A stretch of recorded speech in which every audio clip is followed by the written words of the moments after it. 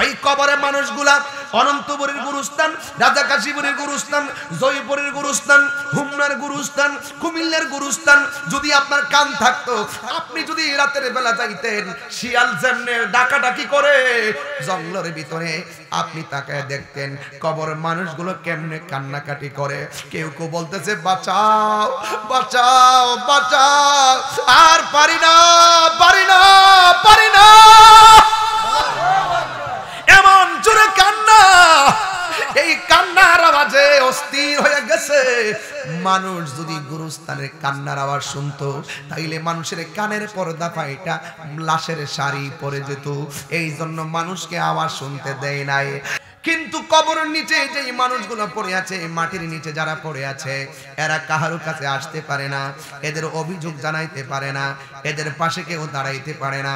তাই তো একদিন আমার নবী, আপনার নবী রহমাতুল লিল আলামিন গুরুস্থানের মধ্যে গেলেন। নতুন একটা গুরুস্থান, বেশি লাশ দাফন হয় নাই। আল্লাহ রাব্বুল আলামিন বলছেন ইন্নাল্লাহা ইউসমিউ মাইয়াশা, নিশ্চয়ই আল্লাহ যার ইচ্ছা করে কবরের ভিতরে কে কেমন আছে দেখার ক্ষমতা দান করে। আপনারা হুমনার মানুষ বলেন, আমার নবীজি কবরের ভিতরে কে কেমন আছে দেখার ক্ষমতা আছে না নাই? আর জোরে কন্যা আছে না নাই? এই কথাগুলো বিশ্বাস করা লাগবে। এই জন্য আমার নবী, আপনার নবী রহমাতুল লিল আলামিন গুরুস্থানের মধ্যে যাওয়ার পরে দেখতেছেন যতটা মানুষ গুরুস্থানের মধ্যে পড়ে আছে, আমার নবী গিয়ে দেখতেছেন প্রত্যেকটা কবরবাসীর নিচে জান্নাতের গালিচা বিছায়া রাখা হয়েছে। আল্লাহর হাবিব একটা মুস্কি হাসি দিলেন। সাহাবায়ে কেরাম জিজ্ঞাসা করেন, ইয়া রাসূলুল্লাহ, ইয়া হাবিবাল্লাহ, নবী হে, আপনি গুরুস্থানের মধ্যে এসেছেন, এসে দেখতেছেন সব গুরুস্থানের মানুষগুলা কবরের নিচে পড়ে আছে, আর আপনি কবরের দিকে তাকায়া তাকায়া মুস্কি মুস্কি হাসতেছেন। আমার নবী বলেন, আমি যাহা জানি তোমরা তা জানো না, আমি নবী যাহা দেখি তোমরা তা দেখো না। এই কথা বলার পর পরই আল্লাহর হাবিব আর একটা কবরের কাছে গিয়েছেন।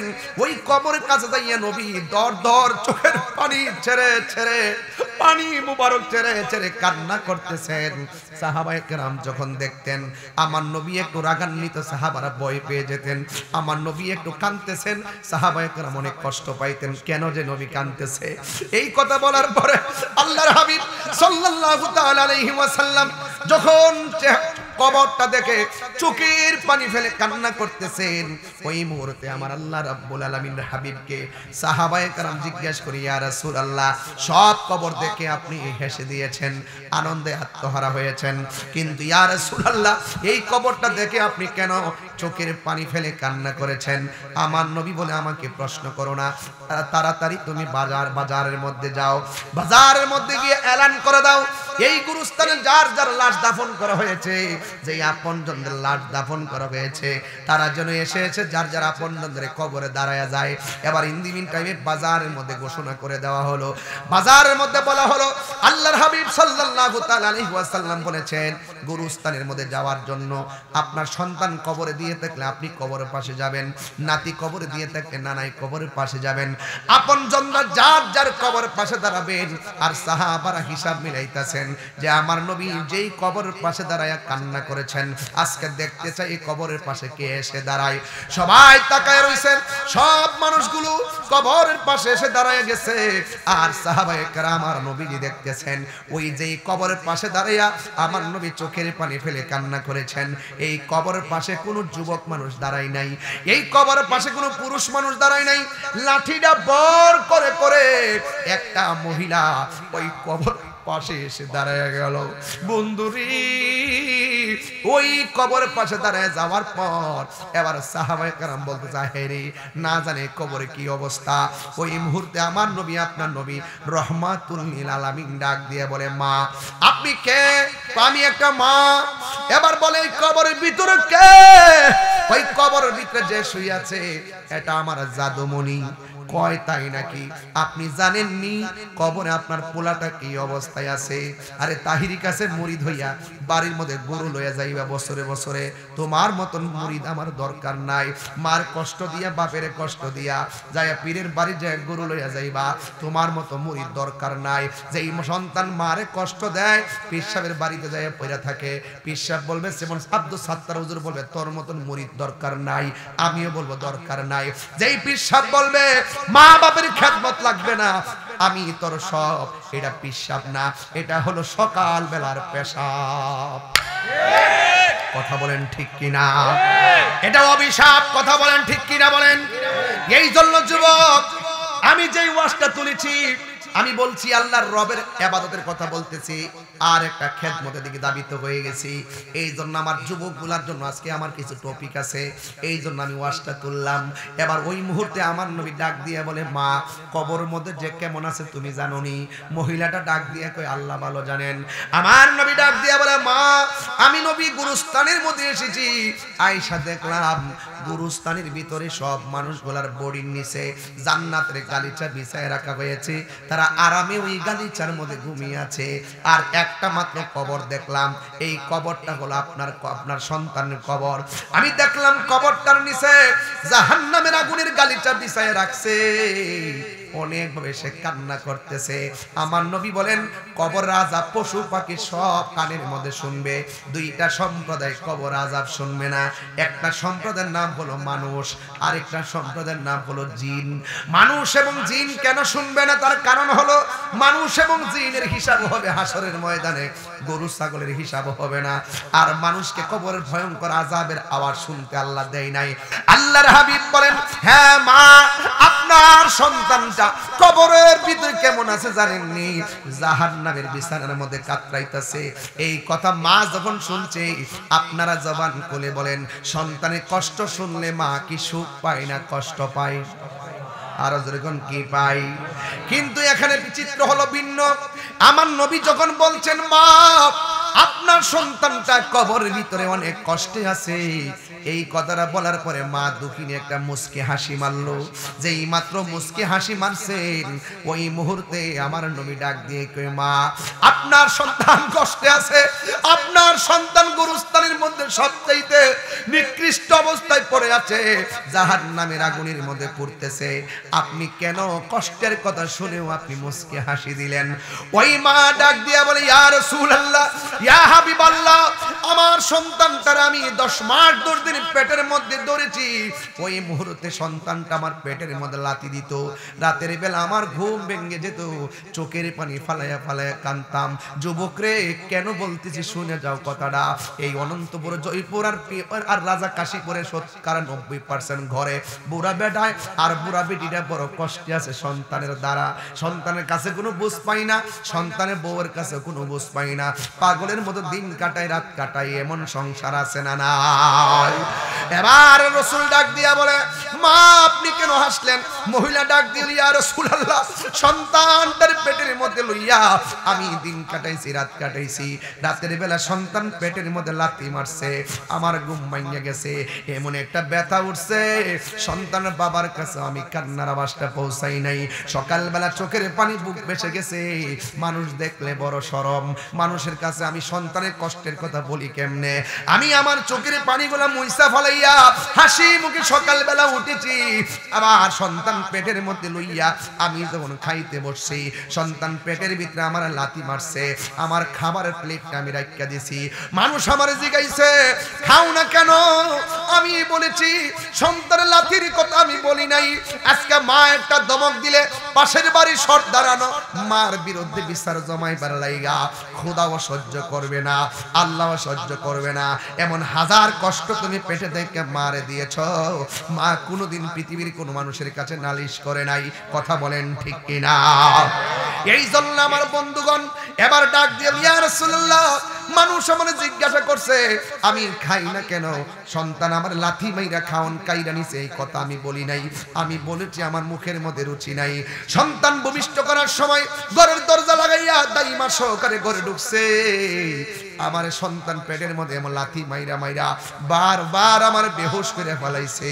আপনি জানেন না হয়তো বা এই অনন্তপুর আর জয়পুর আর রাজা কাশীপুরে এমন সংসার আছে, সন্তান ভূমিষ্ঠ হওয়ার সময় মৃত্যুর সঙ্গে পাঞ্জা লড়ে, সন্তান ওয়া ওয়া করে কান্দা আলো বাতাস দেখে, কিন্তু মা দুঃখিনীর দুনিয়ার আলো চিরদিনের জন্য বন্ধ হয়ে যায়। এমন মহিলা কাশীপুরে আছে না না? ভাই ভাই আসেন আসেন, মানে ডেলিভারি কেসে মারা যায়, ডেলিভারি কেসে মারা যায়, হ্যাঁ ডেলিভারি কেসে মারা যায়। অথচ দেখেন আমার মা বেঁচে আছে, আমি কতটুকু মূল্যায়ন করতে পারছি জানি না, কিন্তু আমার নবী আপনার নবী বলে ডেলিভারির কেসে যদি কোনো মহিলা মারা যায়, আমার আল্লাহ রাব্বুল আলামিন ওই মহিলাটাকে ওই শহীদের মর্যাদা দান করে দেয়। এত মর্যাদা দেয়, এত কষ্টের প্রতিদান আমার আল্লাহ দান করে। কিন্তু ওই মাকে আল্লাহ বাঁচায় রাখছে, অথচ মারে আমরা মূল্যায়ন করতে পারি নাই। আপনি হয়তো জানেন না, প্রকাশ্যে গুনাহ করছেন, গোপনে গুনাহ করেছেন। নবী ডাক দিয়ে মা আপনার সন্তান কবরে, আপনি হাসলেন কেন? এই কেনর উত্তরটা নিয়ে আজকে বাড়িতে যাবেন। কারণ কেন জানেননি? আপনি গুনাহ করেছেন, আপনি যতই অন্যায় করেন না কেন, আপনি বিদেশ যাবেন, আপনি যেখানে যান না কেন, মার যদি বলেন আম্মা আপনি আমার জন্য একটু দোয়া করেন, আল্লাহ রাব্বুল আলামিন এই দোয়াটা আল্লাহর কাছে পৌঁছার মাঝখানে কোনো পর্দা থাকে না। মা দোয়া করলেও পর্দা থাকে না, বদদোয়া দিলেও পর্দা থাকে না, ডাইরেক্ট আল্লাহর দরবারে কবুল হয়ে যায়। এই জন্য আমার যুবক ভাইয়েরা, মা যদি আপনার মা যদি বেঁচে থাকে, যদি কোনো কিছু আল্লাহ যদি বিদেশ যাবেন কিংবা যাই করেন, মারে যদি বলেন আম্মা আমি একটা গুনাহ করছি, আল্লাহর কাছে আমি ক্ষমা চাইতেছি, আল্লাহ আমারে ক্ষমা করুক, আপনি দোয়া করেন। আর মা যদি বেঁচে থাকে তখন আপনি কিন্তু মার কাছে বললে, মা যদি বলে আল্লাহ আমার পোলাও অন্যায় করেছে, আমার পোলাও বিচার করেছে, আল্লাহ তুমি তারে মাফ করে দিও, এমনও হতে পারে মার দুয়ার দ্বারা সন্তান ওলি হইয়া যেতে পারে। আরো বড় করে বলেন না সুবহানাল্লাহ বলেন। এই জন্য একটা হাদিস আমি নিয়ে আসছি, আতা ইবনে ইয়াসার রাদিয়াল্লাহু তাআলা আন ইবনে আব্বাস রাদিয়াল্লাহু তাআলা থেকে বর্ণিত, আন্নাহু আতাহু রাজুলুন, এক ব্যক্তি এসে হযরতে আব্বাস রাদিয়াল্লাহু তাআলা আনহুর কাছে আসলেন। ফাকালা বললেন, ইন্নী খাতাবতু ইমরাআতান, আমি একটা মেয়েকে বিয়ের প্রস্তাব দিয়েছি।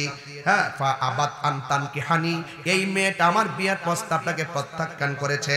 ওয়া খাতাবাহা গায়রি, কিছুক্ষণ পরে আর একটা ছেলে মেয়েটার বিয়ের প্রস্তাব দিয়েছে। ফা আহাব্বাত আন তানকিহাহু, তখন ওই ছেলেটার প্রস্তাবে মেয়েটা রাজি হয়ে গেল, এমনকি মেয়েটার সঙ্গে ছেলেটার বিয়ে হয়ে গেল। ফাগিরতু আলাইহা ফাকাতালতুহা, আমি একটু রাগান্বিত হয়েছি, আমি মেয়েটার বিয়ের প্রস্তাব দিলাম, রাজি হলো না, কিন্তু আরেকটা ছেলে মেয়ের প্রস্তাব দিল, রাজি হয়ে গেল। এই জন্য আমি রাগান্বিত হইয়া ফাকাতালতুহা, আমি মেয়েটাকে নিজের হাতে হত্যা করেছি। ফাহাল্লি মিন তাওবাতিন, হে ইবনে আব্বাস, আল্লাহর কাছে আমার কোনো তওবার দরজা খোলা আসেনি। আল্লাহু আকবার কর না কেন? এখন ক্বালা ইবনে আব্বাস রাদিয়াল্লাহু তাআলা আনহু বলেন, উম্মুকা হাইয়াতুন, তোমার আম্মা জিন্দা আছেনি? ক্বালা লা, সে বলল না। ক্বালা, তবে ইবনে আব্বাস রাদিয়াল্লাহু তাআলা আনহু বললেন, তুব ইলাল্লাহি আযজা ওয়া জাল্লা, তুমি আমার আল্লাহর কাছে তওবা করো। ওয়া তাকাররাব ইলাইহি মাসতাতাউতা, হয়তোবা এমন হতে পারে তোমার তওবার দ্বারা, তোমার চেষ্টার দ্বারা আল্লাহর নিকটে যেতে পারবা। কিন্তু এই মুহূর্তে আতা ইবনে ইয়াসার বলতেছেন, ফাযাহাবতু, আমি গেলাম, ফাসালতু ইবনে আব্বাস রাদিয়াল্লাহু তাআলা আনহু, আমি ইবনে আব্বাস রাদিয়াল্লাহু তাআলা আনহুর কাছে গেলাম, যাইয়া ইবনে আব্বাসকে জিজ্ঞাসা করলাম, লামা সাআলতাহু আন হায়াতি উম্মিহি, ও ইবনে আব্বাস, ছেলেটা মেয়েটাকে খুন করেছে, আপনি ছেলেটাকে কেন বললেন তার মা বেঁচে আছে কিনা? আপনি তো বলতে পারতেন আল্লাহর কাছে তওবা করো, কিন্তু আপনি কেন বললেন তার মা বেঁচে আছে কিনা?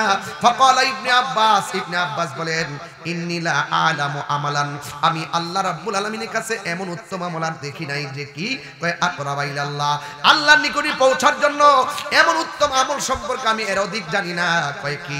কয় মিন বিরিল ওয়ালিদা, মা বাবার অনুগত সন্তান হইলে মা বাবার কাছে যদি যাইয়া বলতো, মার কাছ থেকে যদি দোয়া নিতে পারতো, তাইলে তার জন্য একটা নাজাতের দরিয়া হতে পারতো।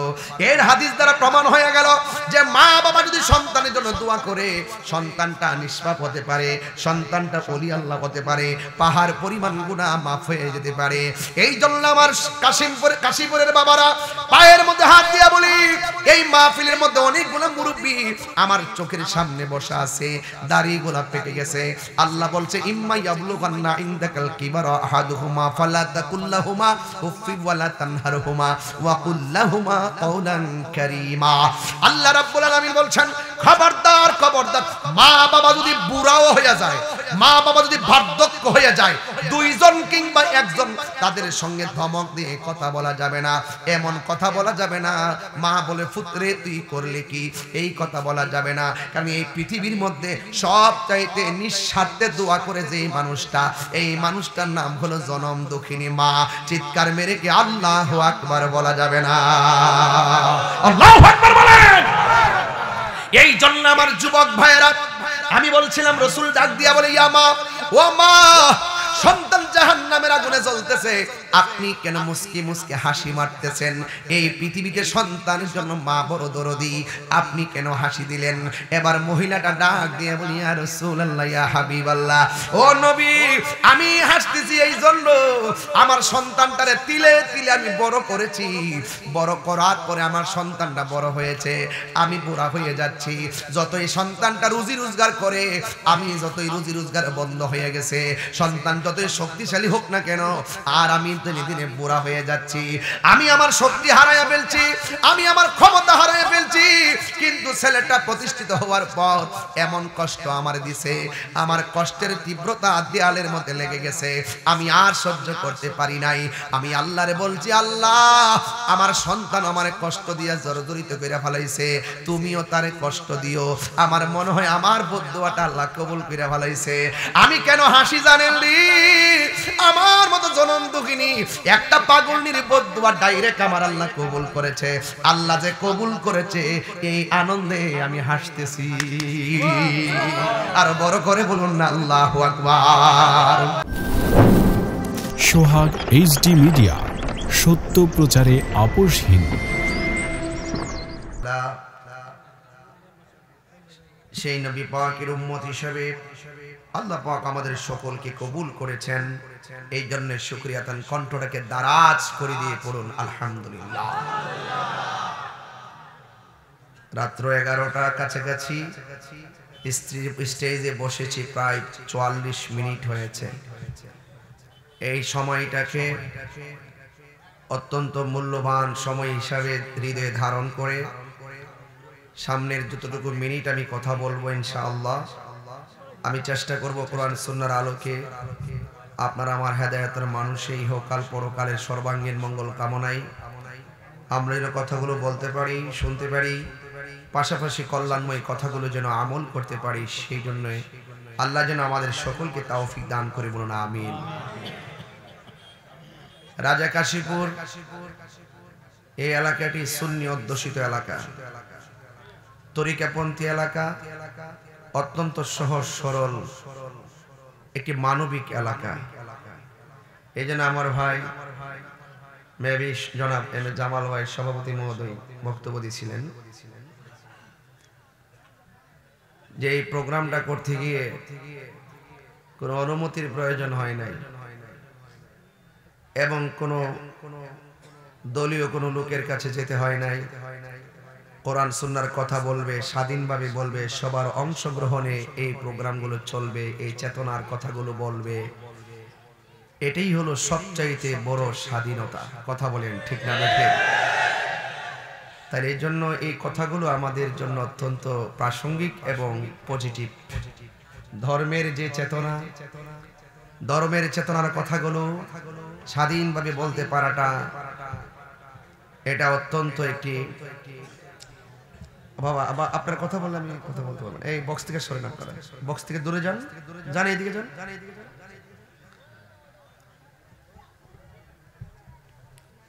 যার যার মতাদর্শ পালনের যে বাক স্বাধীনতা আছে, সেই বাক স্বাধীনতাকে কেড়ে নেওয়া, এটা সমাজের জন্য কল্যাণ বয়ে আনে না।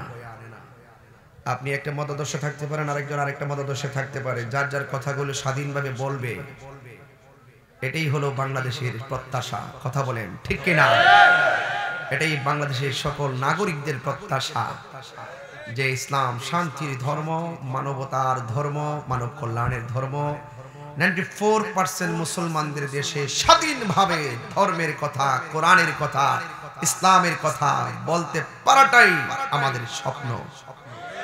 কথা বলেন ঠিক কিনা বলেন? এই জন্য আমি আমার আজকের যে আমাদের অতিথি প্যানেলকে এই কথাটার জন্য আমি অন্তঃস্থল থেকে মোবারকবাদ জানাচ্ছি। আমি চাই এই রাজা কাশীপুর থেকে বাংলাদেশের মানুষ শিখুক, জয়পুরের মানুষ থেকে বাংলাদেশের বিভিন্ন মানুষগুলো যারা এই প্রোগ্রামগুলোকে, ধর্মীয় চেতনার প্রোগ্রামগুলোকে প্রতিবন্ধকতা সৃষ্টি করবে, এদেরকে বলবো যে কিভাবে ধর্মের চেতনার কথাগুলো বলতে দিলে সম্মান পাওয়া যায়, এটা হুমনাবাসীর কাছ থেকে শিখুন। কথা বলেন ঠিক কি? আমার কথায় কেউ রাজনীতি গন্ধ খুঁজবেন না, এটা ইজি, এটা অত্যন্ত হক এবং বাস্তব কথা। ভাই একটা কথা বলছিলেন, বহুত দেখছেন মাইক টান্দা হয়ে গেছে, তাহলে আপনাদের এলাকার যে সন্তানগুলো, এই সন্তানগুলো সূর্য সন্তান। সুবহান মারহাবা জোরে বলবেন না? আরো বড় করে বলেন না মারহাবা। আর আমি তাহির হুজুর হুমনার জন্য নতুন কেউ না। হুমনার মাটি ও মানুষের সাথে আমার একটা আত্মার সম্পর্ক, হুমনার মাটি ও মানুষের সাথে আমার হৃদয়ের সম্পর্ক। হুমনার মাটি ও মানুষ আমাকে ভালোবাসে, আমি তাদেরকে হৃদয় উজাড় করে ভালোবাসি। বলতে পারবেন যে আমি তাহির হুজুর আসার কারণে কোনো অরাজকতা হয়েছে? আমি স্যালুট জানাই আজকের এই অতিথি প্যানেলকে। মারহাবা বলেন। আল্লাহ পাক রব্বুল আলামিন এই জমিন আমাদেরকে পাঠিয়েছেন, এই ধরাধামে পাঠিয়েছেন গোলামি করার জন্য। কথা বলেন ঠিক কিনা? এই জমিন নবাবের জায়গা নয়, এই জমিন হলো গোলামির জায়গা। কথা বলেন ঠিক কিনা বলেন? আল্লাহ পাক কোরআনে বলছেন, ইয়া আইয়ুহাল্লাযীনা আমানু দুখুলু ফিস সিলমি কাফা। হে ঈমানদারগণ, তোমরা ইসলামের মধ্যে প্রবেশ করো পরিপূর্ণভাবে। আপনারা যারা এখানে এসেছেন, আমাদের সভাপতির প্রশ্নের উত্তর আপনারা দিতে গিয়ে দাঁত ভেঙে গেছে। তিনি কি বোঝাতে চেয়েছেন, কি বলতে, আপনারা কি বলতেছেন, আমরা অনেক সময় বুঝতে চেষ্টা করি না। আপনি একজন বান্দা হিসাবে, আপনি একজন নবীর উম্মত হিসাবে, আপনি একজন ধর্মের অনুসারী হিসাবে, আপনি কোরআনের একজন অনুসারী হিসাবে আপনার অনেক দায়িত্ব আছে। আপনাকে হক কথা বলতে হবে, ন্যায্য কথা বলতে হবে, অন্যায়ের বিরুদ্ধে রুখে দাঁড়াতে হবে, দুর্নীতির বিরুদ্ধে রুখে দাঁড়াতে হবে। কথা বলেন ঠিক কিনা বলেন? আপনি যদি সব তাল ফাঁকাইলেন কেমনে হবে? মুনাফিকের জিন্দেগি আমাদের দরকার নাই। কথা বলেন। আমাদেরকে ইমানদার ইমানের জিন্দেগি লাগবে। কেন? যেহেতু আমাদের জবাবদিহিতা করতে হবে, নাকি? যেহেতু আমাদের জবাবদিহিতা করতে হবে। ঘন্টাখানিক ওয়াজ করব, আখিরি মুনাজাত করে একসাথে যাবেন ইনশাআল্লাহ। বলুন ইবাদত পাওয়ার মালিক কে? আরো বড় করে বলুন আল্লাহ।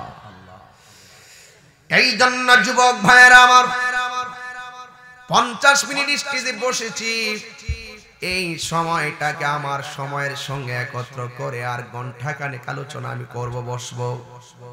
কিন্তু জবান খুলে বলুন, ইজ্জতের মালিক কে?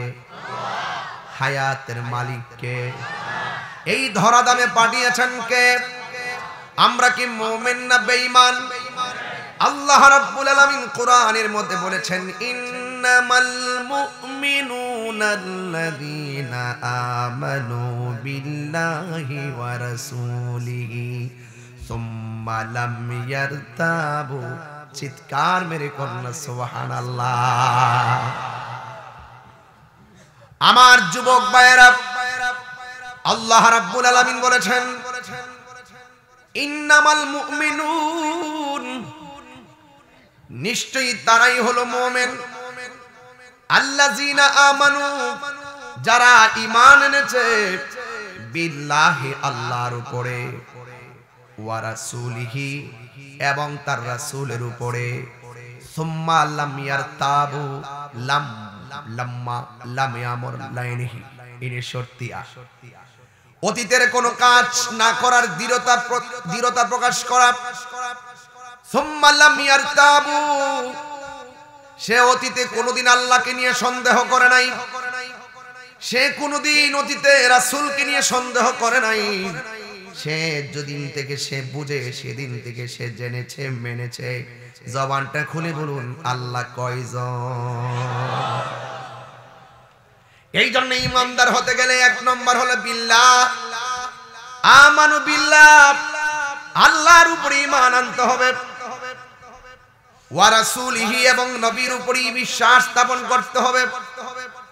এই জন্য যুবক আল্লাহ রাব্বুল আলামিন আপনাকে আমাকে বলে দিয়েছেন ওয়া মা খালাকতুল জিন্না ওয়াল ইনসা ইল্লা লিয়াবুদুন।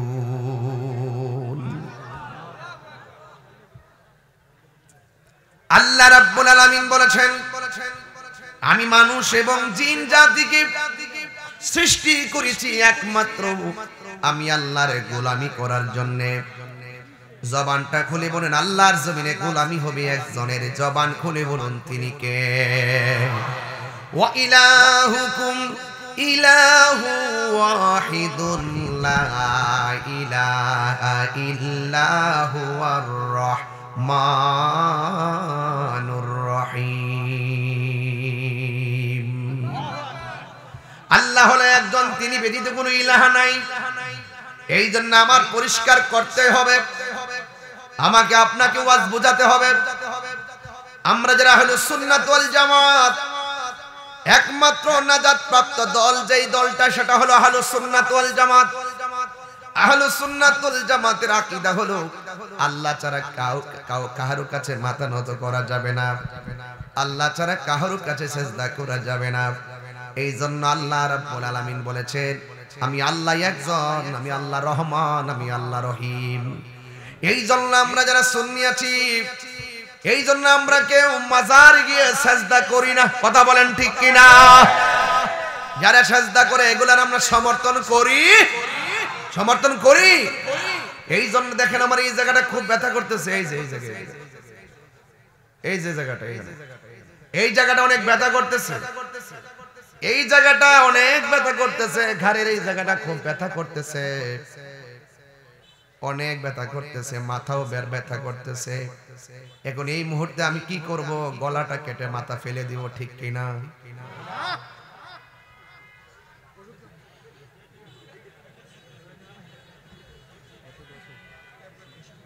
চিকিৎসা করতে না কি কি করতে হইব? চিকিৎসা করতে হইব। ওয়াজ বাড়িতে নিয়ে যাবেন। মারহাবা কোন? যদি কোনো মাথা ব্যথা হয় চিকিৎসা করতে হবে। মাথা ব্যথা হলে, ঘাড় ব্যথা হলে ট্রিটমেন্ট করতে হবে। যদি একান্তই কোনো মাজারের মধ্যে কোনো গাঞ্জা খায়, মদ খায়, গাছের মধ্যে বান্ধা রাখতে হবে। কথা বলেন ঠিক কিনা? নাকি মাজার ভাঙ্গা লইবেন? এগুলো করা যাবে না, এগুলো সমস্যা, এগুলো প্রবলেম, সম্প্রীতি বিনষ্ট হবে, ঠিক কিনা? এই জন্য যুবক ভাইরা আমার, যদি কোনো মাজারে সরাসরি বহির্ভূত কাজ হয়, যারা কাজ করবে এদেরকে প্রতিহত করতে হবে, মাজারকে সুরক্ষা করতে হবে। কথা বলেন ঠিক কিনা? এই জন্য সেজদা পাওয়ার মালিককে আরো বড় করেন, সেজদা পাওয়ার মালিককে। ওয়া ইলাহুকুম ইলাহু ওয়াহিদুন লা ইলাহা ইল্লা হুয়ার রহমানুর রহিম।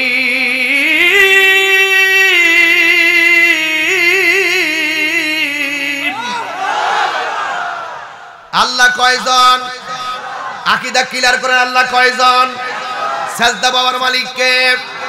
ইন্নামাল মুমিনুনা আল্লাযীনা আমানু বিল্লাহি ওয়া রাসূলিহি, নিশ্চয়ই ঈমানদার হলো তারা যারা আমার আল্লাহকে আল্লাহ বলে, এক বলে জানে। কথা বলেন ঠিক কিনা? এই জন্য যুবক অনুরোধ করে দিয়ে যায়, আল্লাহ রাব্বুল আলামিন বলে ওয়া কাদা রাব্বুকা আল্লা তা'বুদু ইল্লা ইয়্যা। আল্লাহু আকবার। আল্লাহ রাব্বুল আলামিন বলেন তোমাদের উপরে ইবাদত করাকে আবশ্যক করে দেওয়া হয়েছে। আল্লাহ ছাড়া পৃথিবীর কারো ইবাদত করা যাবে? একমাত্র সাজদা পাওয়ার মালিক হলো একজন। জবান খুলে বলুন তিনি কে? কুল হুয়াল্লাহু আহাদ আল্লাহ। এই সূরাটা সবাই পড়তে হবে একদম সাক্ষী রেখে। বলেন কুল হুয়াল্লাহু আহাদ আল্লাহুস সামাদ লাম ইয়ালিদ ওয়া লাম ইউলাদ ওয়া লাম ইয়াকুল লাহু কুফুয়ান আহাদ। সবাই আবার পড়েন কুল হুয়াল্লাহু আহাদ আল্লাহুস সামাদ লাম ইয়ালিদ ওয়া লাম ইউলাদ ওয়া লাম ইয়াকুল লাহু কুফুয়ান আহাদ। এই সূরাটার ভিতরে আল্লাহ পাকের ওয়াহদানিয়তের দলিল সাব্যস্ত করে দিয়েছেন। আল্লাহর হাবিব আল্লাহ বলেন, ও বন্ধু জাস্ট ইউ সে, আপনি বলুন আল্লাহ কয়জন? আরো জোরে আল্লাহ কয়জন? আল্লাহুস সামাদ। আল্লাহ মুকাফিকি। এই যে পাগড়িটা কিনেছি দোকানে যেতে হয়েছে, ব্লেজারটা কিনেছি দোকানে যেতে হয়েছে, পাঞ্জাবিটা বানাইছি টেইলারের কাছে যেতে হয়েছে। আমি আপনি মুকাফিকি, আমার আল্লাহ কাহারো কাছে যাওয়া লাগে না। আল্লাহ কুন বললি ফায়াকুন, হো বললি হয়ে যায়। তা তিনি তাহা কাহারো ঘরে জন্মগ্রহণ করে নাই। আল্লাহ কেউ জন্ম দেয় নাই। There is no God but Allah. Muhammad is the messenger of Allah. আল্লাহ ছাড়া কোনো মাবুদ নাই। আমার নবী হলো আমার আল্লাহর দোস্ত হাবিব। জোরে বলুন সুবহানাল্লাহ। এই জন্য আল্লাহ বলছেন, এ পৃথিবীর মানুষ নিশ্চয়ই মুমিন হলো তারা যারা আল্লাহকে বিশ্বাস করে এবং নবীকে বিশ্বাস করে। সুম্মা লাম ইয়ারতাবু, অতীতে আল্লাহ এবং নবী নিয়ে কোনোদিন সন্দেহ করে নাই। ওয়া জাহাদু বি আমওয়ালিহিম ওয়া আনফুসিহিম ফি সাবিলিল্লাহ, এরা আল্লাহর রাস্তায় যখন জীবন দিয়া প্রয়োজন হয় জীবন দিয়া জিহাদ করে, যখন মাল দিয়া প্রয়োজন হয় মাল দিয়া জিহাদ করে, যখন তোমার ঘাম ঝরাবার প্রয়োজন হয় ঘাম ঝরায় হকের কথা বলে, যখন রক্ত দেওয়ার প্রয়োজন আছে রক্ত দিয়ে হকের কথা বলে, যখন সম্পদ দিয়া প্রয়োজন হয় সম্পদ দিয়ে হকের কথা বলে। কথা বলেন ঠিক কিনা? এই জন্য আমার নবী বলেছেন, আল জিহাদু মাজিন ইলা ইয়াউমিল কিয়ামা, জিহাদ কিয়ামত পর্যন্ত অব্যাহত থাকবে। আমার দেশের কিছু পীর সাহেবরা আছে, আমার দেশের কিছু মৌলবীরা আছে, আমার দেশের কিছু মানুষ আছে খানকার মধ্যে বসে থাকে তাসবিহ দিবে আর বছরে বছরে একটা উরুস মাহফিল করে। যখন কোনো হকের প্রশ্ন আসে, যখন কোনো বাতিল ইসলাম নিয়ে ষড়যন্ত্র করে, নবী নিয়ে ষড়যন্ত্র করে, তখন ইসলাম নিয়ে ষড়যন্ত্র করে, কোরআন নিয়ে ষড়যন্ত্র করে, এদেরকে রাজপথে পাওয়া যায় না। কিন্তু ওই মৌলবীরা মানতে চায় না যে কখনো কখনো কেনকাই বসে তাসবিহ দিবে, ধ্যান করার নামও ইসলাম, আবার কখনো কখনো রাজপথে তলোয়ার নিয়ে নামার নামও ইসলাম, নামার নামও ইসলাম। কথা বলেন ঠিক কিনা?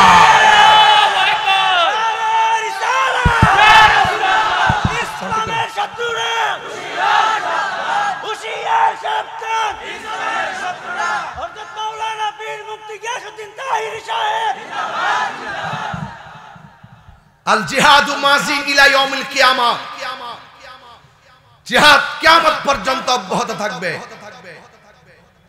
কিয়ামত পর্যন্ত জিহাদ চলবে। আমি গতকাল কিশোরগঞ্জ দিনের বেলা মাহফিল করেছিলাম, ওরা বলছিল 50-60 হাজারের কাছাকাছি লোক। আমি সেখানেও বলছিলাম এই দেশের মধ্যে এমন কিছু লোক আছে, দাড়ি আছে, টুপি আছে, পাগড়ি আছে, নামাজও আছে, কিন্তু আমার নবীকে শেষ নবী মানতে চায় না। এখন আপনি কি ঘরে বসে থাকবেন? আমি চিল্লে দিকে আমার দোষ, এদেরকে ছাড় দেওয়া যাবে? বলছে ইন্নামাল মুমিনুনাল্লাযীনা আমানু বিল্লাহি ওয়া রাসূলিহি। কথা বলেন। আল্লাহর জাত সিফাত নিয়ে এক সেকেন্ডের জন্য অস্বীকার করতে পারবে না। নবীর জাত এবং সিফাত নিয়ে এক মিনিটের জন্য অস্বীকার করতে পারবে না। যদি অস্বীকার করে বেঈমান। হাত তুলে বলতে হবে, হাত তুলে বলতে হবে।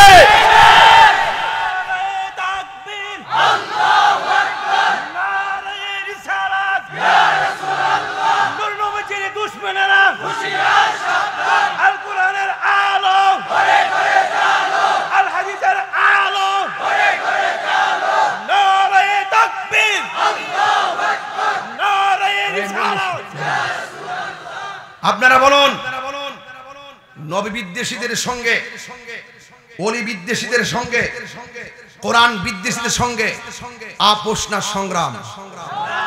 আরো জোরে। ওই সমস্ত বিয়াদ্দবদের জবাব দিতে গিয়ে দালালিনা রাজপথ, আরো জোরে দালালিনা রাজপথ, দিয়েছি তো রক্ত, রক্তের বন্যায় নবীর জাত এবং সিফত নিয়ে তামসা করলে বরদাস্ত করা হবে না। আমার নবীর পরে আর কোন নবী আসবে না। রাগ করবেন না আমার কথায়, আমি কিন্তু ডাইরেক্ট কথা বলি, এটা বাংলাদেশের মানুষ সব জানে। কাদিয়ানীদেরকে কি আমি যে সালাম দিব? ওরা মসজিদে টেলিভিশন লাগায় তামাশা করে, এটা বরদাস্ত করা যায় না। এই সমস্ত বিষয়গুলো ধর্মের বিষয়, ইমানের বিষয়গুলো যদি পুঙ্খানুপুঙ্খানুভাবে যদি আপনি রন্ধ্রে রন্ধ্রে বাস্তবায়ন করতে চান, তাহলে আপনাকে সিস্টেমে আসতে হবে। এই বাংলাদেশের সিস্টেম না থাকার কারণে আমরা অনেক ন্যায্য ধর্মের চেতনার যে আদর্শিক জায়গা থেকে আমরা অনেক পিছিয়ে গিয়েছি। আমি গতকালও বলেছি, ইসলামের অনেক দলগুলো আছে, সব দলের প্রতিনিধি দরজা লাগান, সব ধর্মের দলের প্রতিনিধিগুলো দরজা লাগায় ভিতরে ঢুকেন, ঢুকে একটা সিদ্ধান্তে আসেন।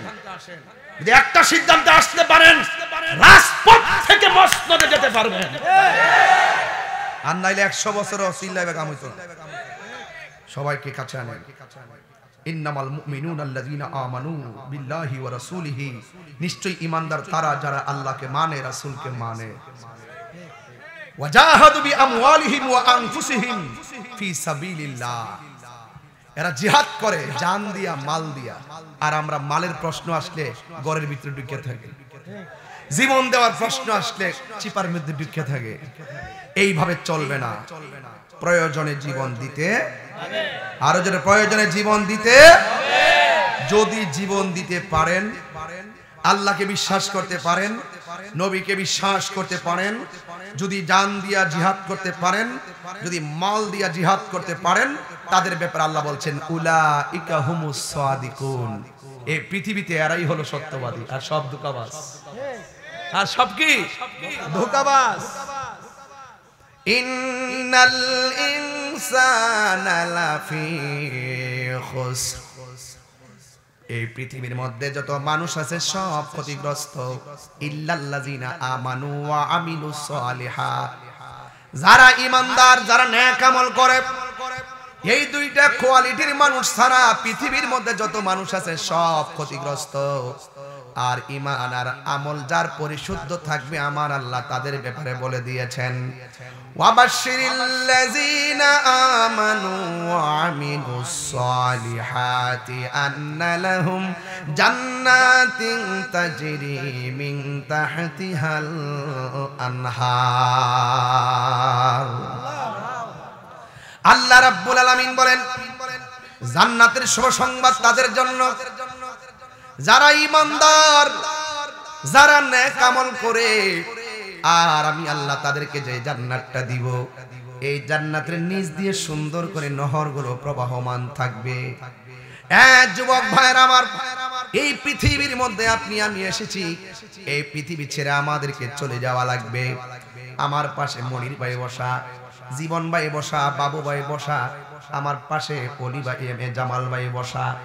একটা মানুষের চেহারার সঙ্গে একটা মানুষের চেহারা মিলে না, একটা মানুষের রঙের সঙ্গে আরেকটা মানুষের রং মিলে না, একটা মানুষের বডির স্ট্রাকচারের সাথে আরেকটা মানুষের মিলে না, একটা মানুষের নাকের সঙ্গে আরেকটা মানুষের নাক মিলে না। জবানটা খুলে বলেন, এই বান্দাদেরকে অভূতপূর্ণ ভাবে অবয়ব প্রকৃতিতে বানিয়েছেন একজন। জবান খুলে বলুন তিনি কে? লাকাদ খালাকনাল ইনসানা ফি আহসানি তাকবীম। আল্লাহ রাব্বুল আলামিন বান্দাদেরকে অবয়ব নমুনে বানিয়েছেন। ফি আইয়ি সূরাতিন মা শাআ রাক্কাবা। আল্লাহ রাব্বুল আলামিন যেমন ভাবে চেয়েছেন, আল্লাহ রাব্বুল আলামিন আপনাকে আমাকে সেভাবে বানিয়েছেন। এই জন্য আল্লাহ রাব্বুল আলামিন বলেন, আমি আল্লাহ তোমার যেমন চেয়েছি তেমন ভাবে বানিয়েছি। খলাকতু বিয়াদাইয়া, এই গলা থেকে নিচ পর্যন্ত জায়গাটা আমি আল্লাহর অর্ডারে ফেরেশতারা স্ট্রাকচার করেছে, ইঞ্জিনিয়ারিং করেছে। আর আমি আল্লাহ রাব্বুল আলামিন গলা থেকে মাথার তালু পর্যন্ত যেই জায়গাটা, এই জায়গাটা আমি আল্লাহ ফেরেশতার অর্ডার দিয়া বানাই নাই, এই জায়গাটা আমি আল্লাহ নিজের কুদরতি হাত দিয়া বানাইছি। আর বড় করে বলুন না সুবহানাল্লাহ, আর আওয়াজ করে বলুন আল্লাহু আকবার। এই জায়গাটা আল্লাহ বানাইছে, বানায় এখানে একটা জবান দিয়েছে। এই জায়গার ভিতরে একটা জবান দিয়েছে। এই জবানের হেফাজতের দরকার আছে না নাই?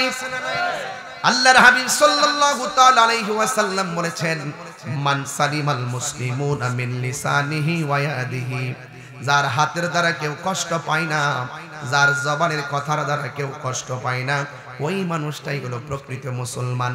এই জন্য জবান দিয়া এমন কথা বলা যাবে না যে কথার দ্বারা ফিতনা তৈরি হয়। জবান দ্বারা এমন কথা বলা যাবে না যে কথার দ্বারা খুন খারাপি হয়। জবানকে হেফাজতে রাখবেন, লজ্জাস্থানকে হেফাজতে রাখবেন। আল্লাহর হাবিব বলেন, এই দুইটা প্রকৃতির আদর্শ যার মাঝে থাকবে, আমি আবার আল্লাহ রাব্বুল আলামিন তাকে জান্নাত দিয়ে দিবে। আরো বড় করে আল্লাহু আকবার বলেন। এই জন্য জবানের হেফাজত করতে হবে। আল্লাহ বলেন, আমি এই জায়গা থেকে মাথার তালু পর্যন্ত এই জায়গাটা আমি আল্লাহ নিজের হাত দিয়ে বানাইছি। আর এই জবান দ্বারা আমি আল্লাহ এমন একটা জিহ্বা দিয়েছি, এই জিহ্বার ভিতরে একটু একটু পানি পানি ভাব আছে। এই পানি পানি আমার আল্লাহ সৃজন করে দিয়েছেন বলে সুন্দর করে কথা বলতে পারতেছি। এই জিহ্বাটা যদি পানি না থাকতো, লালা না থাকতো, আমাদের জিহ্বাটা শুকায় যাইতো, কথা বলতে পারতাম না। এমন সুন্দর থুতু আল্লাহ অ্যাডজাস্ট করে দিয়েছেন। আর একটা জিহ্বার ভিতরে তেঁতুল মুখে দিলেন, টক লাগলো, চিনি মুখে দিলেন, এই জিহ্বার মধ্যে মিষ্টি লাগলো। আপনি এক এক সবটাই 70 থেকে 69টা স্বাদ এই জিহ্বার ভিতরে ধারণ ক্ষমতা। আপনারা জবান খুলে বলুন, এই স্বাদ ক্ষমতা দিয়েছেন কে? এই জায়গার ভিতরে আল্লাহ দুইটা চোখ। গতকাল আমি যাচ্ছিলাম কিশোরগঞ্জে, ব্রাহ্মণবাড়ি দিয়ে যাওয়ার সময় দেখলাম অনেকগুলো মানুষ ধুলার মধ্যে হাঁটতেছে। একদম ধুলা, একদম পরিপূর্ণ। আমার গ্লাসগুলো লাগানো, ধুলার কারণে মানুষ দেখা যায় না। আমি মানুষের দিকে তাকাইয়া দেখলাম তার মুখের মধ্যে মাস্ক পরা আছে, মাথার মধ্যে কাপড় পেঁচানো আছে, কিন্তু দুইটা চোখ খোলা রাখা হয়েছে। আমি মনে মনে ভাবলাম, চোখের মধ্যে ধুলা পড়লে কত খারাপ লাগে, অথচ এতগুলো ধুলা উঠতেছে, চোখ দুইটা খোলা। এই ধুলাগুলা যদি চোখের ভিতরে ঢুকে চোখ অন্ধ হয়ে যাওয়ার কথা। এখন আমার প্রশ্ন হলো, হুজুর, এই ধুলাগুলো দিয়ে তারা যাচ্ছে, পরিমাণ মতো ধুলা কেন চোখের মধ্যে আটকাই না? এ বান্দা, বুঝতে বাকি নাই আল্লাহ রাব্বুল আলামিন কত নিখুঁত কারিগর। আল্লাহ রাব্বুল আলামিন চোখের গোড়ার মধ্যে কিছু কিছু পাতি দিয়া দিছে। এই পাতির কারণে ধুলাবালি গুলাকে সুন্দর করে প্রতিহত করে দেয়। এই জন্য যুবক ভাইয়েরা আমার, অনেকে মনে করেন যে এই পাতিগুলো মনে হয় অনর্থক দিয়েছে। না না, দেখবেন অনেক ধরনের আঘাত থেকে পাতিগুলো আপনাকে সংকেত দিয়ে দেয়, চোখকে আল্লাহ হেফাজত করে দেয়। এই জন্য আমার আল্লাহ এমন করে আপনাকে বানিয়ে আল্লাহ বলছেন, তোরে আমি চোখ দিয়েছি, চোখ দিয়ে আমার সৃষ্টি জগৎ দেখবি আর মনে মনে ভাববি। কবি বলতেছেন, তোমার সৃষ্টি যদি এত সুন্দর হয়, না জানি তুমি আল্লাহ কত সুন্দর। ইয়াতাফাক্কারুনা ফি খালকিস সামাওয়াতি ওয়াল আরদ। আল্লাহ রাব্বুল আলামিন বলেন, এই চোখের সৌন্দর্য, এই চোখ দিয়েছি আমি আল্লাহর সৃষ্টি দেখার জন্য। এই সৃষ্টি দেখা তুমি আমি আল্লাহকে গবেষণা করবে, এমন সুন্দর করে গবেষণা করবে। আল্লাহর কোরআন থেকে আমরা বুঝতে পারি। একটাবার খেয়াল করে দেখেন, ছোট্ট একটা পর্দা টানাইছে, এই পর্দা টানাইতে যায় কতগুলা বাঁশের ব্যবহার করেছে। অথচ আমার আল্লাহ রাব্বুল আলামিন সুন্দর করে আসমানটারে বানাইছে। আল্লাযী খালাকাস সাবআ সামাওয়াতিন তিবাকা। আল্লাহ রাব্বুল আলামিন হলো তিনি যিনি খুঁটিবিহীন 7টা স্তরে আসমানটারে বানাইছে।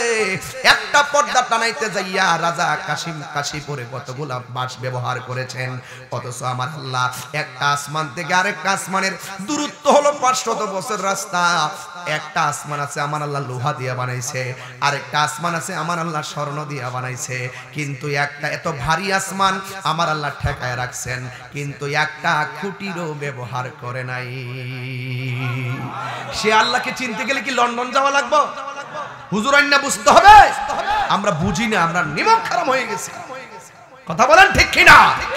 আমরা অনুভব করি না। নিজের মান আরাফা নাফসাহু ফাকাদ আরাফা রাব্বাহু। যে নিজের নিজে চিনতে পারছে, সে আল্লাহকে চিনতে পারছে। দেখেন না, আমি এখানে এসে বসে একটা হাদিস আমার চোখে পড়ছে, কুন ফিদ দুনিয়া কাআন্নাকা গরীবুন আও আবির সাবিল। চিৎকার মেরে কোন সুবহানাল্লাহ। বলছে কুন ফিদ দুনিয়া, দুনিয়াতে এমন ভাবে বসবাস করো, কাআন্নাকা গরীবুন, আও আবিরু সাবিল, মুসাফিরের মতো। আর আমরা দুনিয়ার জমিনে এসে বাদশাহী বুঝি। এই দুনিয়া বাদশাহীর জায়গা না, দুনিয়া মুসাফির খানা। এখানে কষ্ট থাকবে, দুঃখ থাকবে, ত্যাগ থাকবে, তিতিক্ষা থাকবে, আরে যার সুখ হবে জান্নাতে। কথা বলেন ঠিক কিনা? সেটা পরে পরে, দুনিয়াতে সব খুঁজবেন না, এখন শুধুমাত্র বিসর্জন দিতে থাকেন। জবানটা খুলে বলুন সাজদা পাওয়ার মালিক কে? এই জন্য আল্লাহ রাব্বুল আলামিন বলছেন ইন্নাহু হুয়া ইউবদিউ ওয়া ইউঈদ ওয়া হুয়াল গাফুরুল ওয়াদুদু যুল আরশিল মাজিদ। আল্লাহ রাব্বুল আলামিন হলো তিনি যিনি তোমার শুরুর মালিক, যিনি তোমার শেষের মালিক। এই জন্য শুরু হয়েছে জন্ম দিয়ে, শেষ হয়ে যাবে মৃত্যু দিয়া। এর মাঝখানে অনেক কিছু জীবনে আপনার ঘটে যাবে। যারা পরিমাণ ভালো কাজ করলে ভালো রেজাল্ট পাবেন, যারা পরিমাণ খারাপ কাজ করলে সেটারও রেজাল্ট আপনি পাবেন। এই জন্য দুনিয়াটা দুনিয়া মাজরাতুল আখিরা, এই দুনিয়াটা হলো আখিরাতের কৃষি ক্ষেত্রে বাবা।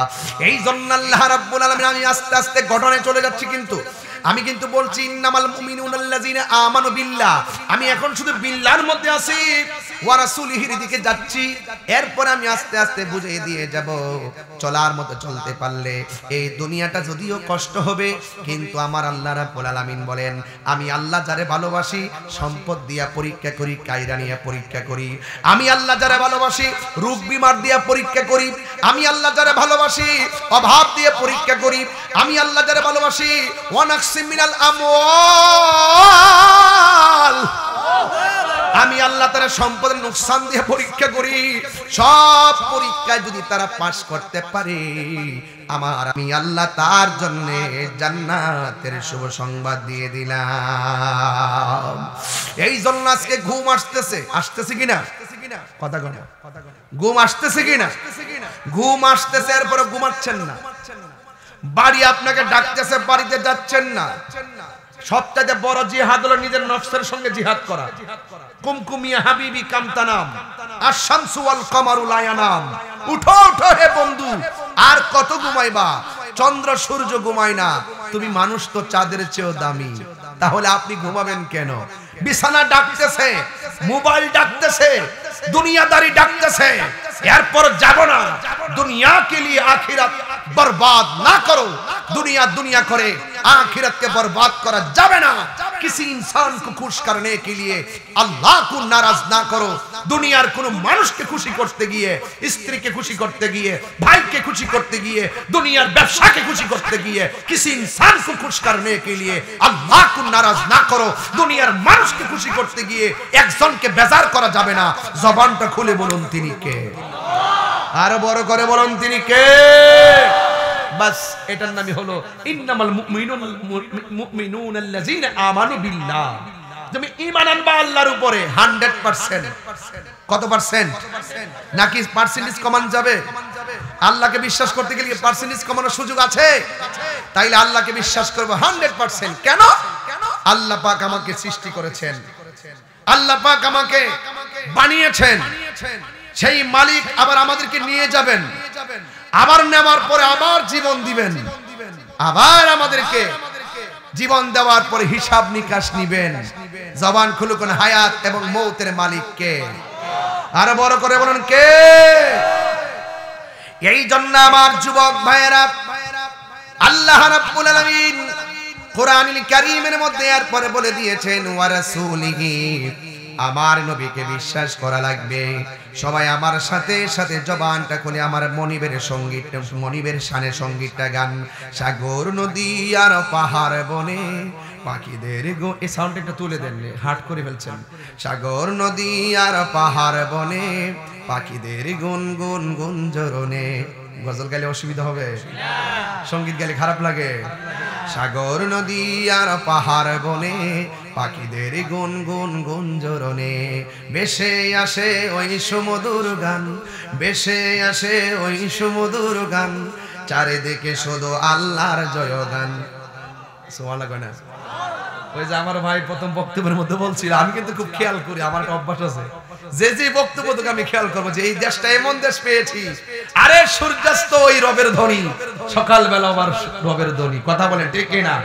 সূর্য উঠে রবের ধ্বনির পর আবার সূর্যাস্ত যায় রবের ধ্বনিতে, কথা বলেন ঠিক কিনা? চতুর্দিকে আজানের ধ্বনি হয়, কথা বলেন ঠিক কিনা? এই জন্য আমি বলছিলাম, সাগর নদী আর পাহাড় বনে পাখিদের গুন গুন গুঞ্জরণে বেশে আসে ওই সুমধুর গান, বেশে আসে ওই সুমধুর গান, চারিদিকে শুধু আল্লাহর জয়গান। আল্লাহ মহান, আল্লাহ মহান, আল্লাহ মহান, আল্লাহ মহান, আল্লাহ মহান, আল্লাহ মহান। বল যদি আকাশের জড়তারা কোথা পেলে স্নিগ্ধ জ্যোৎস্না দ্বারা, সূর্যকে বল যদি কোথা পেলে আলো, রাত্রি হলো কেন নিকষ কালো, কোথা পেলে মানবের জীবন বিধান, কোথা পেলে মানবের জীবন বিধান, জবাব একটা ছবি আল্লাহর দান। আল্লাহ মহান, আল্লাহ মহান, আল্লাহ মহান, আল্লাহ মহান, আল্লাহ মহান, আল্লাহ মহান। সাগর নদী আর পাহাড় বনে পাখিদের গুন গুন গুঞ্জরণে বেশে আসে ওই সুমধুর গান, বেশে আসে ওই সুমধুর গান, চারিদিকে শুধু আল্লাহর জয়গান। আল্লাহ মহান, আল্লাহ মহান, আল্লাহ মহান, আল্লাহ মহান, আল্লাহ মহান, আল্লাহ মহান। ফজরে আজান আছে না নাই? কথা কোন আছে না নাই? জোহরে আজান আছে না নাই? ফজরের টাইমে এই ইয়াং একবারে এই যে অ্যামাজিং ফিগার যারা, একদম যুবক যারা, এই ছেলেরা, ফজর আজান পর্যন্ত তোমরা মোবাইলটা টিপো আর অপেক্ষা করো কোন সময় ফজর আজানটা দিবে। আজানটা দেওয়ার পরে চার্জে মোবাইলটা লাগাও, আস্তে করে বিছানাতে যাও, 12টার পরে ঘুম থেকে উঠো, আয়নার সামনে যাইয়া দেখো চাপাটা ভাঙছে কিনা।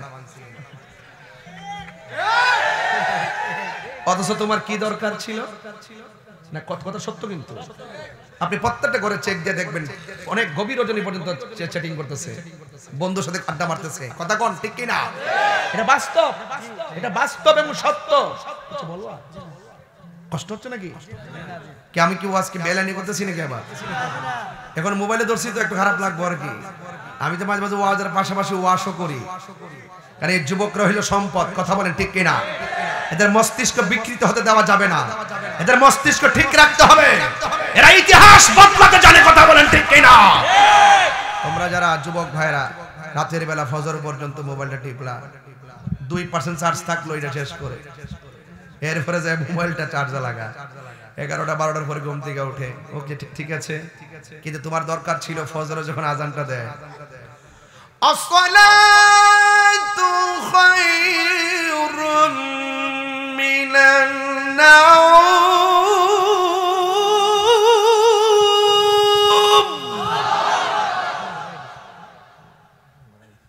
এইটা ইকোটিকে দিও, এটা পরে বানাইছ এরিকে লাল বানা রাখছ, মশলা দাও,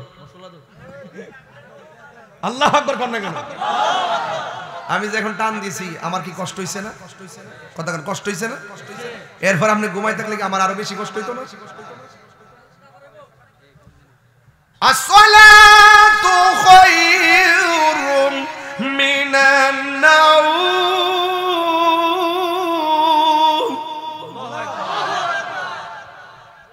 ইকো কমাও, রাগ করে ঠেলা মারছো না, ইত্যা করো না, চালাকি করো না, তাহির হুজুর সাধারণ জিনিসটা কিন্তু মারা বাসরে কর। আচ্ছা আমি যে বললাম আসসালাতু খায়রুম মিনান নাওম, এটার অর্থ কি? নামাজ থেকে ঘুম ভালো। তা আপনি ঘুমাইলেন কি লেগে? আপনি উত্তর দেন। ফজর আজান শোনার পরও এরপরে সে ঘুমাই গেছে। মুয়াজ্জিন কই ঘুম থেকে নামাজ ভালো, আর হে মোবাইল টিপা বুবু যাইতেছে যে নামাজ থেকে ঘুম ভালো। তো বাড়ি কি একটা কম খাইবেন মনে করেন? এই যে ঘুমায় গেলেন, একবারে এখন জন্মের ঘুম ঘুমাইলাও, এমন ঘুম ঘুমাইবা কবরে গিয়ে ঘুমানোর জায়গা মনে করছেন? বাড়ির ঠেলা, ভয়াবহ অবস্থা হবে। ঠিক কি না বলেন? কথা বলি না দেখা, আজকে থেকে ওয়াদা, মহান রবকে মানবো 100%। কথা বলেন ঠিক কিনা? চুল পরিমাণ রবের বিরুদ্ধে কথা অবস্থান নেওয়া যাবে? আলহামদুলিল্লাহ রব্বিল, সমগ্র জাহানের রবকে, সেই রব আমরা বানাইছে। 5 ওয়াক্ত হাজিরা আছে না নাই? আপনারা তো হাজিরা দেন না, বেতন পাইবেন কেমনে? বেতন পাইবেন কেমনে? ওই আমার আগে বাহাদুরে বইলে গেছে ওলি আল্লাহর কথা, 5 ওয়াক্তের নামাজটা কম্পালসারি, এরপর বাকি হলো অপশনাল নফল নামাজগুলো। নফল ওভারটাইম করলে কিন্তু টাকা পয়সা পাওয়া যায়, বেশি পাওয়া যায়, বেতনের সাথে যুক্ত হয়। আমার রাসূল বলেন যারা 5 ওয়াক্ত নামাজের পরে বেশি বেশি নফল ইবাদত করবে, এই বান্দা আর বান্দা থাকবে না, এই বান্দা ওভারটাইমের কারণে আল্লাহর বন্ধু হয়ে যাবে। হ্যাঁ, কি হয়ে যাবে? বন্ধু হয়ে যাবে। এটা মাথায় রাখবেন সব সময়। এই জন্য আমি বলছিলাম আমাদেরকে বানিয়েছেন কে? এই কবরের ভিতরে আযাব কি সত্য না মিথ্যা? আরো বড় করে সত্য না মিথ্যা? এই জন্য আল্লাহর হাবিব সাল্লাল্লাহু আলাইহি ওয়াসাল্লাম গুরুস্থানের দিকে যেতেন। আল্লাহ রাব্বুল আলামিন বলছেন, এই যে এই মাহফিলে যারা এসেছেন, এই মাহফিলে যারা এসেছেন হেঁটে হেঁটে এসেছেন, আবার বাড়িতে চলে যাবেন, আবার আপনাদের পাশে দেখবেন গুরুস্থান আছে, মাত্র 2 হাত নিচে পড়ে আছে। বলুন তো ওরা কি হেঁটে হেঁটে বাজারে আসতে পারে? এটা আমার কালাম না, আমার আল্লাহ বলেছেন ওয়ামা ইয়াস্তাবিল আহইয়াউ ওয়ালাল আমওয়াত, যারা জীবিত আর যারা মৃত তারা এক হতে পারে। ইন্নাল্লাহা ইউসমিউ মাইয়াশা, আল্লাহ যাকে ইচ্ছা করে ওই তাদেরকে কবরের ভিতরে যে আযাব হয় সেটা দেখার ক্ষমতা দান করে। এখান থেকে হবে আমার ওয়াজ, এখান থেকে হবে আমার আলোচনা। এতক্ষণ আমি ভূমিকার মধ্যে ছিলাম। আলহামদুলিল্লাহ বলেন। কষ্ট হয়েছে আপনাদের? মুরব্বীরা যদি উঠতে যায় ছেড়ে দিবেন, যুবক পোলাপান উঠে গেলে ছাড়বেন না, এদেরকে ধরে রাখবেন, কারণ এদের অনেক ওয়াজ সামনে আছে। আজকে এখান থেকে মিনিমাম 5 জন নামাজি বানাইতে হবে, তাইলে রাজা কাশীপুরে মাহফিল ধন্য হয়ে যাবে। কথা বলেন ঠিক কিনা? একদম আল্লাহ রাসূল সাক্ষী রেখে 5টা নামাজি বানায় ছাড়বো, এই জন্য কোনো পোলাপান ছাড়বো না। চলে ওয়ামা ইয়াস্তাবিল আহইয়াউ ওয়ালাল আমওয়াত, যারা মৃত যারা জিন্দা তারা এক হতে পারে না। জীবিত মানুষের টাকার প্রয়োজন হলে একজনের কাছে টাকা আনতে যায়, ঘরে আগুন লাগলে ফায়ার সার্ভিস দিয়ে আগুন নিভাইতে চায়, বিপদের মধ্যে পড়লে অসুস্থ হয়ে গেলে ডাক্তারের কাছে যায়। কিন্তু কবরের নিচে যে মানুষগুলো পড়ে আছে, মাটির নিচে যারা পড়ে আছে, এরা কাহারো কাছে আসতে পারে না, এদের অভিযোগ জানাইতে পারে না, এদের পাশে কেউ দাঁড়াইতে পারে না। তাই তো একদিন আমার নবী, আপনার নবী রাহমাতুল লিল আলামিন গুরুস্থানের মধ্যে গেলেন, নতুন একটা গুরুস্থান, বেশি লাশ দাফন হয় নাই। আল্লাহ রাব্বুল আলামিন বলছেন ইন্নাল্লাহা ইউসমিউ মাইয়াশা, নিশ্চয়ই আল্লাহ যার ইচ্ছা করে কবরের ভিতরে কে কেমন আছে দেখার ক্ষমতা দান করে। আপনারা হুমনার মানুষ বলেন আমার নবীজি কবরের ভিতরে কে কেমন আছে দেখার ক্ষমতা আছে না নাই? আর জোরে কন্যা আছে না নাই? এই কথাগুলো বিশ্বাস করা লাগবে। এই জন্য আমার নবী, আপনার নবী রাহমাতুল লিল আলামিন গুরুস্থানের মধ্যে যাওয়ার পরে দেখতেছেন যতটা মানুষ গুরুস্থানের মধ্যে পড়ে আছে, আমার নবী গিয়ে দেখতেছেন প্রত্যেকটা কবরবাসীর নিচে জান্নাতের গালিচা বিছায়া রাখা হয়েছে। আল্লাহর হাবিব একটা মুস্কি হাসি দিলেন। সাহাবায়ে কেরাম জিজ্ঞাসা করেন ইয়া রাসূলুল্লাহ, ইয়া হাবিবাল্লাহ, নবী হে, আপনি গুরুস্থানের মধ্যে এসেছেন, এসে দেখতেছেন সব গুরুস্থানের মানুষগুলা কবরের নিচে পড়ে আছে, আর আপনি কবরের দিকে তাকায়া তাকায়া মুস্কি মুস্কি হাসতেছেন। আমার নবী বলেন আমি যাহা জানি তোমরা তা জানো না, আমি নবী যাহা দেখি তোমরা তা দেখো না। এই কথা বলার পর পরই আল্লাহর হাবিব আর একটা কবরের কাছে গিয়েছেন। ওই কবরের কাছে যাইয়া নবী দর দর চোখের পানি ছেড়ে ছেড়ে, পানি মুবারক ছেড়ে ছেড়ে কান্না করতেছেন। সাহাবায়ে কেরাম যখন দেখতেন আমার নবী একটু রাগান্বিত, সাহাবারা ভয় পেয়ে যেতেন। আমার নবী একটু কাঁদতেছেন, সাহাবায়ে কেরাম অনেক কষ্ট পাইতেন, কেন যে নবী কাঁদতেছে। এই কথা বলার পরে আল্লাহর হাবিব সাল্লাল্লাহু তাআলা আলাইহি ওয়াসাল্লাম যখন কবরটা দেখে চোখের পানি ফেলে কান্না করতেছেন, ওই মুহূর্তে আমার আল্লাহ রাব্বুল আলামিন হাবিবকে সাহাবায়ে কেরাম জিজ্ঞাসা করি ইয়া রাসূলুল্লাহ, সব কবর দেখে আপনি হেসে দিয়েছেন, আনন্দে আত্মহারা হয়েছেন, কিন্তু ইয়া রাসূলুল্লাহ এই কবরটা দেখে আপনি কেন চোখের পানি ফেলে কান্না করেছেন। আমার নবী বলে আমাকে প্রশ্ন করো না, তাড়াতাড়ি তুমি বাজারের মধ্যে যাও, বাজারের মধ্যে গিয়ে এলান করে দাও এই গুরুস্থানে যার যার লাশ দাফন করা হয়েছে, যেই আপনজনদের লাশ দাফন করা হয়েছে, তারা যেন এসে যার যার আপনজনদের কবরে দাঁড়ায় যায়। এবার ইন দি মিন টাইমে বাজারের মধ্যে ঘোষণা করে দেওয়া হলো, বাজারের মধ্যে বলা হলো আল্লাহর হাবিব সাল্লাল্লাহু তাআলা আলাইহি ওয়াসাল্লাম বলেছেন গুরুস্থানের মধ্যে যাওয়ার জন্য আপনার সন্তান কবরে দিয়ে থাকলে আপনি কবরের পাশে যাবেন, নাতি কবরে দিয়ে থাকলে নানাই কবরের পাশে যাবেন, আপনজনরা যার যার কবরের পাশে দাঁড়াবেন। আর সাহাবারা হিসাব মিলাইতেছেন যে আমার নবী যেই কবরের পাশে দাঁড়ায় কান্না করেছেন, আজকে দেখতে চাই এই কবরের পাশে কে এসে দাঁড়ায়। সবাই তাকায় রইছেন, সব মানুষগুলো কবরের পাশে এসে দাঁড়ায় গেছে। আর সাহাবায়ে কেরাম আমার নবীজি দেখতেছেন ওই যেই কবরের পাশে দাঁড়াইয়া আমার নবী চোখের পানি ফেলে কান্না করেছেন, এই কবরের পাশে কোনো যুবক মানুষ দাঁড়ায় নাই, এই কবরের পাশে কোনো পুরুষ মানুষ দাঁড়ায় নাই। লাঠিটা বর করে করে একটা মহিলা ওই কবর পাশে এসে দাঁড়ায় গেল। বন্ধুরি ওই কবরের পাশে দাঁড়ায় যাওয়ার পর এবার সাহাবায়ে কেরাম বলতে চায়, হে রে, না জানে কবরে কি অবস্থা। ওই মুহূর্তে আমার নবী, আপনার নবী রহমাতুল লিল আলামিন ডাক দিয়ে বলে, মা আপনি কে? আমি একটা মা। এবার বলে এই কবরের ভিতরে কে? ওই কবরের ভিতরে যে শুয়ে আছে এটা আমার জাদুমণি। কয় তাই নাকি? আপনি জানেননি কবরে আপনার পোলাটা কি অবস্থায় আছে? আরে তাহিরি কাছে মুরিদ হইয়া বাড়ির মধ্যে গরু লইয়া যাইবা বছরে বছরে, তোমার মতন মুরিদ আমার দরকার নাই। মার কষ্ট দিয়া, বাপের কষ্ট দিয়া যাইয়া পীরের বাড়ি যায় গরু লইয়া যাইবা, তোমার মতো মুরিদ দরকার নাই। যেই সন্তান মারে কষ্ট দেয় পীর সাহেবের বাড়িতে যাইয়া পইরা থাকে, পীর সাহেব বলবে, যেমন আব্দুল সাত্তার হুজুর বলবে তোর মতন মুরিদ দরকার নাই, আমিও বলবো দরকার নাই। যেই পীর সাহেব বলবে মা বাপের খেদমত লাগবে না, আমি তোর সব, এটা পেশাব না, এটা হলো সকাল বেলার পেশাব। কথা বলেন ঠিক কিনা? এটা অভিশাপ। কথা বলেন ঠিক কিনা বলেন? এই জন্য যুবক আমি যেই ওয়াজটা তুলেছি, আমি বলছি আল্লাহর রবের ইবাদতের কথা বলতেছি, আর একটা খেদমতের দিকে দাবিত হয়ে গেছি। এই জন্য আমার যুবকগুলার জন্য আজকে আমার কিছু টপিক আছে, এই জন্য আমি ওয়াজটা তুললাম। এবার ওই মুহূর্তে আমার নবী ডাক দিয়ে বলে, মা কবরের মধ্যে যে কেমন আছে তুমি জানো নি? মহিলাটা ডাক দিয়ে কই, আল্লাহ ভালো জানেন।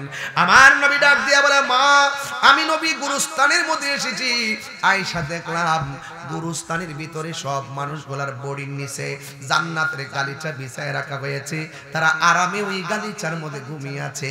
আর একটা মাত্র কবর দেখলাম, এই কবরটা হলো আপনার সন্তানের কবর। আমি দেখলাম কবরটার নিচে জাহান্নামের আগুনের গালিচা বিছায় রাখছে, অনেকভাবে সে কান্না করতেছে। আমার নবী বলেন কবর আযাব পশু পাখি সব কানের মধ্যে শুনবে, দুইটা সম্প্রদায় কবর আযাব শুনবে না। একটা সম্প্রদায়ের নাম হলো মানুষ, আরেকটা সম্প্রদায়ের নাম হলো জিন। মানুষ এবং জিন কেন শুনবে না? তার কারণ হলো মানুষ এবং জিনের হিসাব হবে হাসরের ময়দানে, গরু ছাগলের হিসাব হবে না। আর মানুষকে কবরের ভয়ঙ্কর আযাবের আওয়াজ শুনতে আল্লাহ দেয় নাই। ওই কবরে মানুষগুলা অনন্তপুরের গুরুস্থান, রাজা কাশীপুরের গুরুস্থান, জয়পুরের গুরুস্থান, হুমনার গুরুস্থান, কুমিল্লার গুরুস্থান। যদি আপনার কান থাকতো, আপনি যদি রাতের বেলা যাইতেন, শিয়াল যেমনে ডাকাডাকি করে জঙ্গলের ভিতরে, আপনি তাকায় দেখতেন কবরের মানুষগুলো কেমনে কান্নাকাটি করে। কেউ কেউ বলতেছে বাঁচাও বাঁচাও বাঁচাও, আর পারি না পারি না পারি না, এমন জোরে কান্না, এই কান্নার আওয়াজে অস্থির হয়ে গেছে। মানুষ যদি গুরুস্থানের কান্নার আওয়াজ শুনতো, তাইলে মানুষের কানের পর্দা পাইটা লাশের শাড়ি পরে যেত। এই জন্য মানুষকে আওয়াজ শুনতে দেয় নাই। আল্লাহর হাবিব বলেন, হ্যাঁ মা আপনার সন্তানটা কবরের ভিতরে কেমন আছে জানেননি? জাহান্নামের বিছানার মধ্যে কাতরাইতেছে। এই কথা মা যখন শুনছে, আপনারা জবান খুলে বলেন, সন্তানের কষ্ট শুনলে মা কি সুখ পায় না কষ্ট পায়? আর যখন কি পাই। কিন্তু এখানে বিচিত্র হলো ভিন্ন। আমার নবী যখন বলছেন মা আপনার সন্তানটা কবরের ভিতরে অনেক কষ্টে আছে। এই কথাটা বলার পরে মা দুঃখিনী একটা মুচকি হাসি মারলো। যেই মাত্র মুচকি হাসি মারছেন ওই মুহূর্তে আমার নবী ডাক দিয়ে কয়, মা আপনার সন্তান কষ্টে আছে, আপনার সন্তান গুরুস্থানের মধ্যে সবচাইতে নিকৃষ্ট অবস্থায় পড়ে আছে, জাহান্নামের আগুনের মধ্যে পড়তেছে। আপনি কেন কষ্টের কথা শুনেও আপনি মুচকি হাসি দিলেন? ওই মা ডাক দিয়া বলে, ইয়া রাসূলুল্লাহ, ইয়া হাবিবাল্লাহ, আমার সন্তানটার আমি 10 মাস 10 দিন পেটের মধ্যে ধরেছি।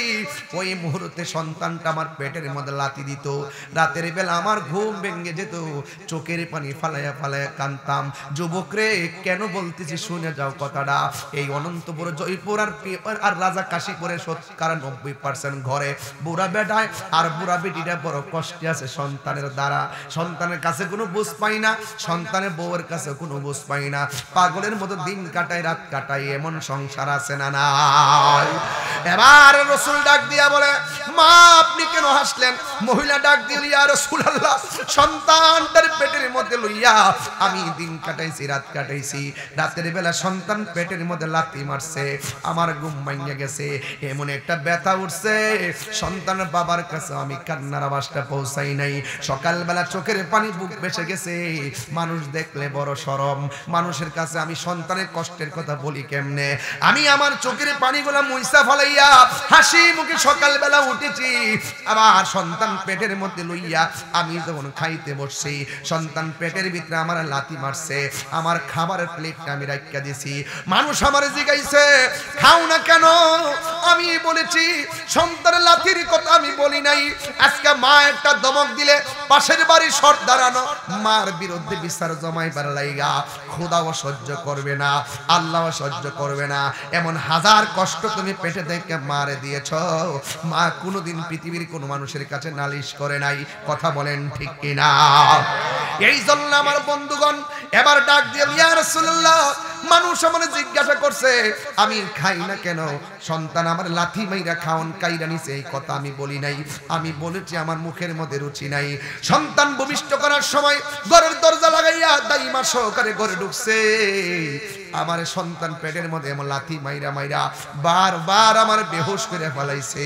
আপনি জানেন না হয়তোবা এই অনন্তপুর আর জয়পুর আর রাজা কাশীপুরে এমন সংসার আছে, সন্তান ভূমিষ্ঠ হওয়ার সময় মৃত্যুর সঙ্গে পাঞ্জা লড়ে, সন্তান ওয়া ওয়া করে কান্দা আলো বাতাস দেখে, কিন্তু মা দুঃখিনীর দুনিয়ার আলো চিরদিনের জন্য বন্ধ হয়ে যায়, এমন মহিলা কাশীপুরে আছে না? না ভাই ভাই আসেন আসেন, মানে ডেলিভারি কেসে মারা যায়, ডেলিভারি কেসে মারা যায়, হ্যাঁ ডেলিভারি কেসে মারা যায়। অথচ দেখেন আমার মা বেঁচে আছে, আমি কতটুকু মূল্যায়ন করতে পারছি জানি না, কিন্তু আমার নবী আপনার নবী বলে ডেলিভারির কেসে যদি কোনো মহিলা মারা যায়, আমার আল্লাহ রাব্বুল আলামিন ওই মহিলাটাকে ওই শহীদের মর্যাদা দান করে দেয়। এত মর্যাদা দেয়, এত কষ্টের প্রতিদান আমার আল্লাহ দান করে, কিন্তু এই মাকে আল্লাহ বাঁচায় রাখছে, অথচ মারে আমরা মূল্যায়ন করতে পারি নাই। আপনি হয়তো জানেন না, প্রকাশ্যে গুনাহ করছেন, গোপনে গুনাহ করেছেন, নবী ডাক দিয়ে মা আপনার সন্তান কবরে আপনি হাসলেন কেন? এই কেনর উত্তরটা নিয়ে আজকে বাড়িতে যাবেন। কারণ কেন জানেন? আপনি গুনাহ করেছেন, আপনি যতই অন্যায় করেন না কেন, আপনি বিদেশ যাবেন, আপনি যেখানে যান না কেন, মারে যদি বলেন আম্মা আপনি আমার জন্য একটু দোয়া করেন, আল্লাহ রাব্বুল আলামিন এই দোয়াটা আল্লাহর কাছে পৌঁছার মাঝখানে কোনো পর্দা থাকে না। মা দোয়া করলেও পর্দা থাকে না, বদদোয়া দিলেও পর্দা থাকে না, ডাইরেক্ট আল্লাহর দরবারে কবুল হয়ে যায়। এই জন্য আমার যুবক ভাইয়েরা, মা যদি আপনার মা যদি বেঁচে থাকে, যদি কোনো কিছু আল্লাহ যদি বিদেশ যাবেন কিংবা যাই করেন, মারে যদি বলেন আম্মা আমি একটা গুনাহ করছি, আল্লাহর কাছে আমি ক্ষমা চাইতেছি, আল্লাহ আমারে ক্ষমা করুক, আপনি দোয়া করেন। আর মা যদি বেঁচে থাকে তখন আপনি কিন্তু মার কাছে বললে, মা যদি বলে আল্লাহ আমার পোলাও অন্যায় করেছে, আমার পোলাও বিচার করেছে, আল্লাহ তুমি তারে মাফ করে দিও, এমনও হতে পারে মার দুয়ার দ্বারা সন্তান ওলি হইয়া যেতে পারে। আরো বড় করে বলেন না সুবহানাল্লাহ। বলেন এই জন্য একটা হাদিস আমি নিয়ে আসছি, আতা ইবনে ইয়াসার রাদিয়াল্লাহু তাআলা আন ইবনে আব্বাস রাদিয়াল্লাহু তাআলা থেকে বর্ণিত, আন্নাহু আতাহু রাজুলুন, এক ব্যক্তি এসে হযরতে আব্বাস রাদিয়াল্লাহু তাআলা আনহুর কাছে আসলেন, ফাকালা বললেন, ইন্নী খাতাবতু ইমরাআতান, আমি একটা মেয়েকে বিয়ের প্রস্তাব দিয়েছি। হ্যাঁ, ফা আবাত আন তানকিহানি, এই মেয়েটা আমার বিয়ের প্রস্তাবটাকে প্রত্যাখ্যান করেছে। ওয়া খাতাবাহা গায়রি, কিছুক্ষণ পরে আর একটা ছেলে মেয়েটার বিয়ের প্রস্তাব দিয়েছে। ফা আহাব্বাত আন তানকিহাহু, তখন ওই ছেলেটার প্রস্তাবে মেয়েটা রাজি হয়ে গেল, এমনকি মেয়েটার সঙ্গে ছেলেটার বিয়ে হয়ে গেল। ফাগিরতু আলাইহা ফাকাতালতুহা, আমি একটু রাগান্বিত হয়েছি, আমি মেয়েটার বিয়ের প্রস্তাব দিলাম, রাজি হলো না, কিন্তু আরেকটা ছেলে মেয়ের প্রস্তাব দিল, রাজি হয়ে গেল। এই জন্য আমি রাগান্বিত হইয়া ফাকাতালতুহা, আমি মেয়েটাকে নিজের হাতে হত্যা করেছি। ফাহাল্লি মিন তাওবাতিন, হে ইবনে আব্বাস, আল্লাহর কাছে আমার কোনো তওবার দরজা খোলা আসেনি। আল্লাহু আকবার কর না কেন? এখন قال ইবনে আব্বাস রাদিয়াল্লাহু তাআলা আনহু বলেন, উম্মুকা হাইয়াতুন, তোমার আম্মা জিন্দা আছেনি? ক্বালা লা, সে বলল না। ক্বালা, তখন ইবনে আব্বাস রাদিয়াল্লাহু তাআলা আনহু বললেন, তুব ইলাল্লাহি আযজা ওয়া জাল্লা, তুমি আমার আল্লাহর কাছে তওবা করো। ওয়া তাকাররাব ইলাইহি মাসতাতাউতা, হয়তোবা এমন হতে পারে তোমার তওবার দ্বারা, তোমার চেষ্টার দ্বারা আল্লাহর নিকটে যেতে পারবা। কিন্তু এই মুহূর্তে আতা ইবনে ইয়াসার বলতেছেন, ফাযাহাবতু, আমি গেলাম, ফাসাআলতু ইবনে আব্বাস রাদিয়াল্লাহু তাআলা আনহু, আমি ইবনে আব্বাস রাদিয়াল্লাহু তাআলা আনহুর কাছে গেলাম, যাইয়া ইবনে আব্বাসকে জিজ্ঞাসা করলাম, লামা সাআলতাহু আন হায়াতি উম্মিহি, ও ইবনে আব্বাস, ছেলেটা মেয়েটাকে খুন করেছে, আপনি ছেলেটাকে কেন বললেন তার মা বেঁচে আছে কিনা? আপনি তো বলতে পারতেন আল্লাহর কাছে তওবা করো, কিন্তু আপনি কেন বললেন তার মা বেঁচে আছে কিনা? ফাকালা ইবনে আব্বাস বলেন, ইন্নী লা আলামু আমালান, আমি আল্লাহ রাব্বুল আলামিনের কাছে এমন উত্তম আমল আর দেখি নাই, যে কি কয় আকরাবা ইলাল্লাহ, আল্লাহর নিকটে পৌঁছার জন্য এমন উত্তম আমল সম্পর্কে আমি এর অধিক জানি না। কয় কি? কয় মিন বিরিল ওয়ালিদা, মা বাবার অনুগত সন্তান হইলে মা বাবার কাছে যদি যাইয়া বলতো, মার কাছ থেকে যদি দোয়া নিতে পারতো, তাইলে তার জন্য একটা নাজাতের দরিয়া হতে পারতো। এর হাদিস দ্বারা প্রমাণ হয়ে গেল যে মা বাবা যদি সন্তানের জন্য দোয়া করে, সন্তানটা নিষ্পাপ হতে পারে, সন্তানটা ওলি আল্লাহ হতে পারে, পাহাড় পরিমাণ গুনাহ মাফ হয়ে যেতে পারে। এই জন্য আমার কাশীপুরের বাবারা পায়ের মধ্যে হাত দিয়া বলি, এই মাহফিলের মধ্যে অনেকগুলো মুরব্বি আমার চোখের সামনে বসা আছে, দাড়িগুলো পেকে গেছে। আল্লাহ বলছে, ইম্মা ইয়াবলুগান্না ইনদাকাল কিবারা আহাদুহুমা ফালা তাকুল্লাহুমা উফফি ওয়ালা তানহারহুমা ওয়া কুল্লাহুমা কাওলান কারীমা।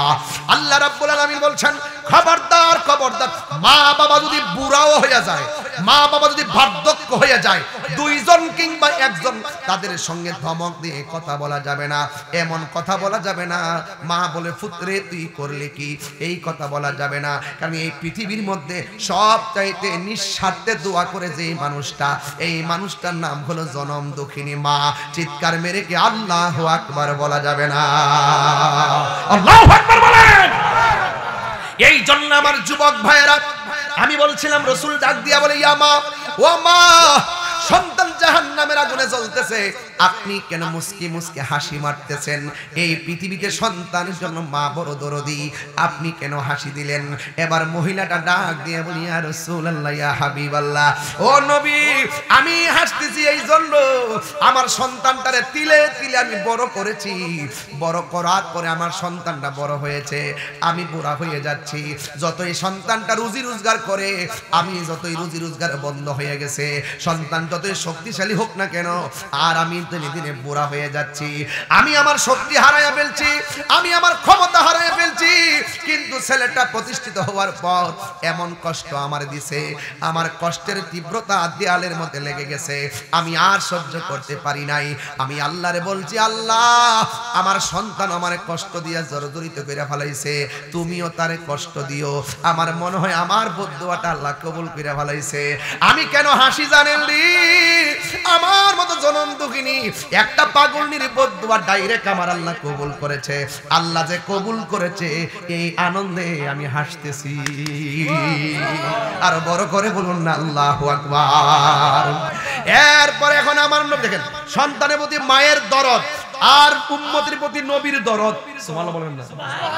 এখানে কিন্তু ওয়াজটা আল্লাহ যে বলছেন, ইন্নামাল মুমিনুনা আল্লাযিনা আমানু বিল্লাহি ওয়া রাসূলিহি, তোমরা আল্লাহরে মানবা, নবীরও মানবা। কেন মানবা? উম্মতের জন্য নবী কি করে, জোরে কোন সুবহানাল্লাহ। এখানে মার চোখের সামনে সন্তান, রাসূল বলছে কবরে আযাব হয়, মা শুনছে কিন্তু চোখে দেখে নাই, আর রাসূল নিজে দেখতেছেন। এইজন্য আল্লাহ বলছেন ইন্নাল্লাহা ইউসমিউ মাইয়াশা, আল্লাহ পাক পৃথিবীর মধ্যে কাউকে কাউকে কবরের আযাব দেখার ক্ষমতা দেয়। তাই তো রাসূল একদিন গুরুস্থানে যাওয়ার পরে দেখতেছেন দুইটা কবরে আযাব হচ্ছে। জিজ্ঞেস করা হলো কেন আযাব হচ্ছে? কই এই কবরের মানুষটা প্রস্রাব করে পবিত্রতা অর্জন করতো না, আর ওই কবরের মানুষটা চুগলখুরি করতো। এই চুগলখুরি রাজা কাশি পরে নাই নাই নাই নাই নাই নাই নাই নাই আছে আছে। সামনে আসলে কেমন আছেন, পিছনে গেলে আরে একটা বেড়া হইলো। এরকম মুনাফিক আছে না নাই? এই সমাজের সবচাইতে দ্বন্দ্ব, ফসাদ, অশান্তি একমাত্র মুনাফিকদের কারণে। কথা বলেন ঠিক কি না বলেন?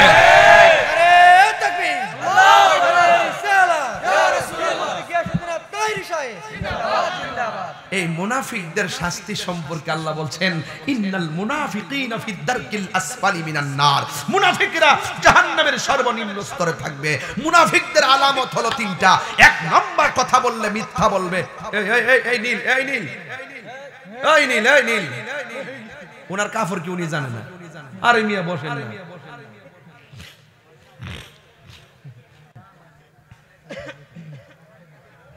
বুঝালাইছে আপনার কষ্ট হইতেছে, কষ্ট হচ্ছে, কষ্ট হচ্ছে।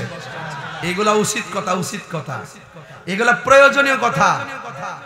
এই যে মুনাফিকি করে হাসতে হাসতে করে, এই জন্য হাসতে হাসতে করে তো অকর আস্তে আস্তে বাইরে হইব, অকর আস্তে আস্তে। এই কান্না কেউ শুনবে না। এ জামাল ভাই, এই কান্না কেউ শুনতো না। এমন ফিডার ফিডাইব কবরে যাওয়ার। বলছে মুনাফিকের আলামত তিনটা। তো এক নম্বর, কথা বললে মিথ্যা বলে। এই মোবাইল হইলো মুনাফিকের ফ্যাক্টরি। আজকে এইদিকে যাইতাম না, আজকে অন্য ওয়াজ করতেছি।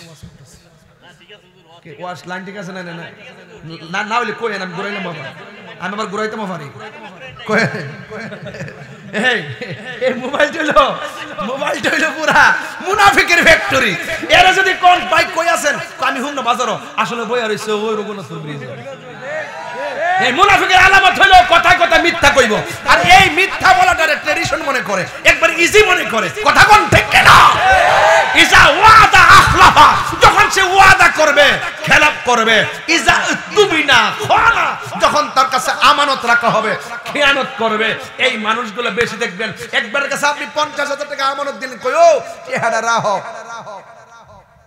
দুদিন পরে নিমু, দুদিন পরে যাওয়ার পরে কো আমি তো একটা ইমার্জেন্সি কাজে খরচ করে আসলাম, কালকে আইয়েন।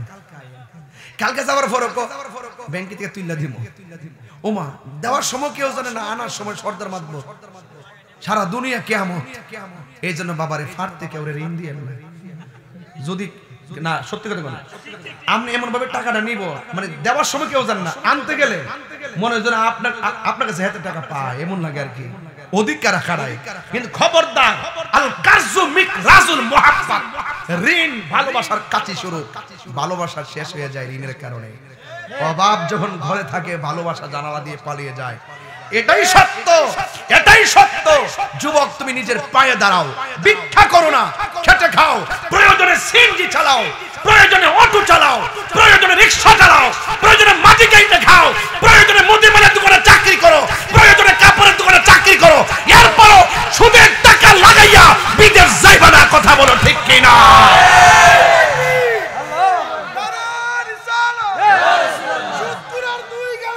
ঠিক আছে কথাটা?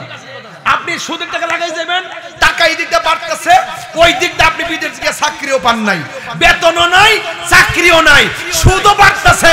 এবার মাও ডিপ্রেশনে, বাপও ডিপ্রেশনে, আর হেডও ডিপ্রেশনে। বাড়ির থেকে চাপ দিয়া তো পিতা খরচ, চাকরি তো নাই, লাস্টে পারিবারিক চাপে ওই ছেলেটা বিদেশে আত্মহত্যা করে। এমন রেকর্ড আছে না নাই? নিশ্চিন্ত মনে বলতে পারি, হারামের মধ্যে আরাম। আরো বড় করে, হারামের মধ্যে আরাম। বাস আমরা হারাম খাবো, হারাম খাবো। আল্লাহু আকবার বলেন। তাইলে আমি বলছিলাম কোথায় জানা গেছিলাম? আরে না, আরে না, আরে না, মার কবরটা, আরে না, না না, এটা হইলো ওই যে কবরের মধ্যে দুই কারণে আযাব হইতেছে। হ্যাঁ, এইটা না। একটা হলো চুগলখুরি করার কারণে। চুগলখুর এই রাজাকাশীপুর নাই, অনন্তপুরে নাই, জয়পুরে নাই, গড়ে গড়ে মুনাফিক। কথা কোন ঠিক কিনা? মুনাফিক। এই জন্য যুবক ভাইরা আমার, এরপরে 2 নম্বর আযাব হইতেছে, ওই কবরের মানুষটা প্রস্রাব করে পবিত্রতা অর্জন করত না। এটা আমার পোলা 50 জন কাজে লাগবে। এরা মনে করে কোরআন শরীফ যেহেতু পড়ি না, নামাজ যেহেতু পড়ি না, প্রস্রাব করে পবিত্রতা অর্জন করা কি দরকার? রাত্রে এইভাবে রাত্রে ঘুমাই থাকে, প্রস্রাব করে পানিও নেয় না, নামাজ যেহেতু পড়ে না, পবিত্রতা রাখার দরকার কি?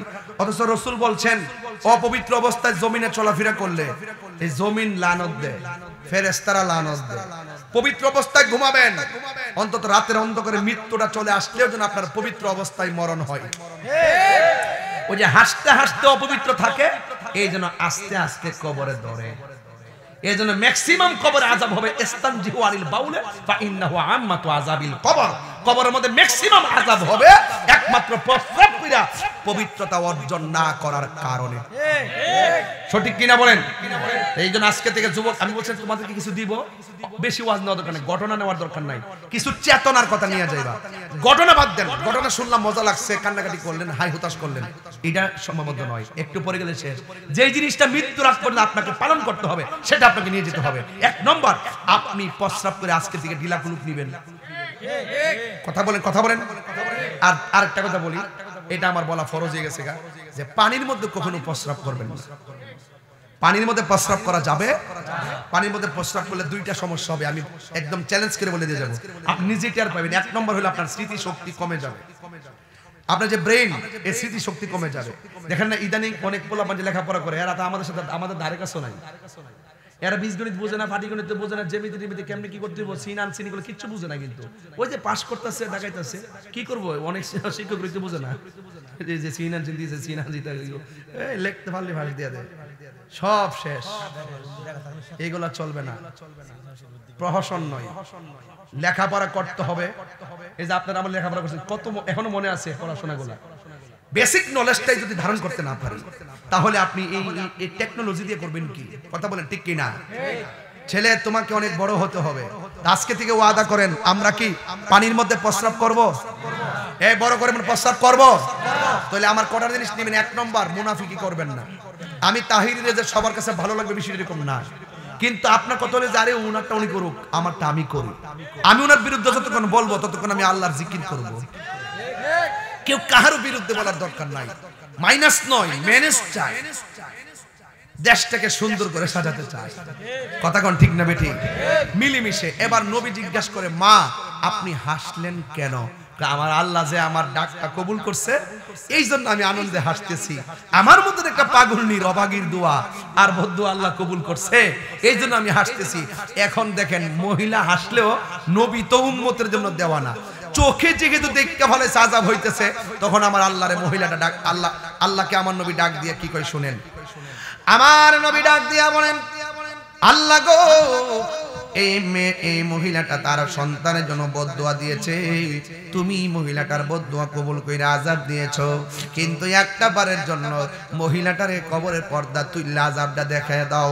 আমার নবীর মতন মুস্তাজিবুদ দাওয়া এই পৃথিবীর কেউ নাই রে বাবা। নবী যদি বলে দাও, আল্লাহ দিয়ে দিবে। নবী যদি বলে আল্লাহ ধ্বংস করে দাও, ধ্বংস করে দিবে। নবী যদি বলে আল্লাহ বৃষ্টি দাও, বৃষ্টি দিবে। নবী যদি বলে আল্লাহ সাহায্য পাঠাও, নবী সাহায্য পাঠাবে। আমার নবীর মতন মুস্তাজিবুদ দাওয়া পৃথিবীর কেউ নাই। এই জন্য আমার নবী, আপনার নবী ডাক দিয়ে বলিয়া, ও আল্লাহ, এই মহিলাটারে সন্তানের কবরের উপর থেকে পর্দাটা আলোক করে দাও, আর মা জননীকে কবরে আযাবটা চোখে দেখায় দাও।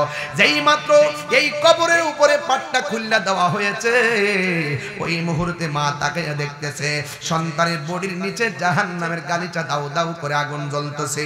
এমন ভাবে কান্নাকাটি করে, ও আমার রাজা কাশীপুরের বাবা, মারে কষ্ট দিয়েছেন। একটাবার মার সামনে হাসিমকে কথা কন, দেখবেন কষ্ট দূরে যাবে। হাজার কষ্ট দিয়ে দূরে থাকেন, একটাবার মার সামনে এসে বলেন, আম্মা মাফ করে দাও, মাফ করে দিবে। যেই মাত্র সন্তানের চোখের সামনে, মার চোখের সামনে সন্তানের লাশটা আগুন দিয়ে দাউ দাউ করে জ্বলতেছে। এই মহিলা আর সহ্য করতে পারে নাই, মুহূর্তের ভিতরে কষ্ট বলে গেছে। আল্লাহর ডাক দিয়া বলে, আল্লাহ আপনি যদি এমন ভাবে কষ্ট দিবেন তাইলে আমি কোনোদিন আমার জাদুমণির জন্য বদদুয়া দিতাম না। আল্লাহ তোমার বন্ধু নবীর উসিলা দিয়া বলি আমার সন্তানটারে তুমি মাফ করে দাও। এই কথাটা বলতে দেরি আমার আল্লাহ কবরের ভিতরে জান্নাতের গালিচা পাঠাইতে দেরি করে নাই। তার মানে বোঝা গেল মার দোয়া আল্লাহ ফিরাইয়া দেয়। এই জন্য মার কষ্ট দিল কবর আছে। রিদার রব্বি ফি রিদাল ওয়ালিদ ওয়া সাকাতু রব্বি ফি সাকাতিল ওয়ালিদ। পিতামাতার সন্তুষ্টিতে আল্লাহর সন্তুষ্টি, পিতামাতার অসন্তুষ্টিতে আমার আল্লাহর অসন্তুষ্টি। এই জন্য রাসূল বলছেন আল জান্নাতু তাহতা আকদামিল উম্মাহাত, মায়ের পায়ের নিচে সন্তানের জান্নাত। এই জন্য যুবকের দল বিদায় বেলায় আখিরি কালাম বলে দিয়ে যায়, জীবনে কোনোদিন মা বাবারে কষ্ট দিবেন না, মা বাবারে দুঃখ দিবেন না। এমনও হতে পারে এমন সন্তান আছে মা বাপরে কষ্ট দিয়েছেন, মা কবরে চলে গেছেন, এখন ক্ষমা চাওয়ার সুযোগ পাইতেছেন না, পাগলের মতন ঘুরতেছেন। এই জন্য মা বাপ থাকতে ক্ষমা চাইয়া নেন। আর মা বাবা যদি কবরে চলে যায়, কবরে পারে যাইয়া দুইটা চোখের পানি ফালাইয়া আমার সাথে সবাই বলেন রব্বিরহামহুমা কামা রাব্বায়ানি সগীর। সবাই আমার সাথে বলেন রব্বিরহামহুমা কামা রাব্বায়ানি সগীরা। মা তুমি আমার আগে যেও না গো মরে, কন্যা মা তুমি আমার আগে যেও না গো মরে। আমি কেমন করে দেব মাটি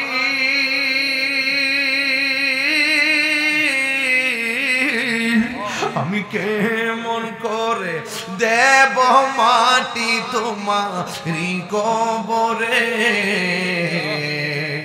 মা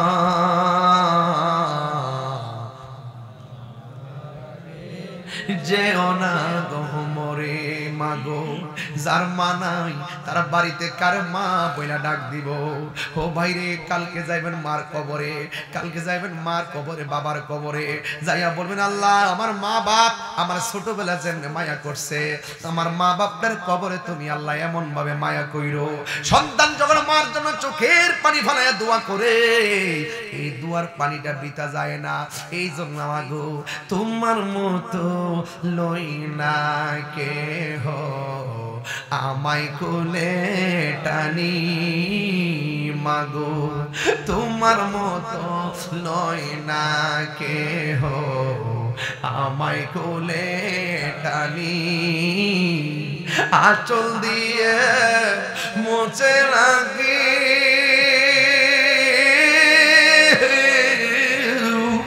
আঁচল দিয়ে মোচে না কেউ আমার চোখের পানি। হায়রে মা জননী আমার, হায়রে মা জননী, সবাই কোন হায়রে মা জননী আমার, হায়রে মা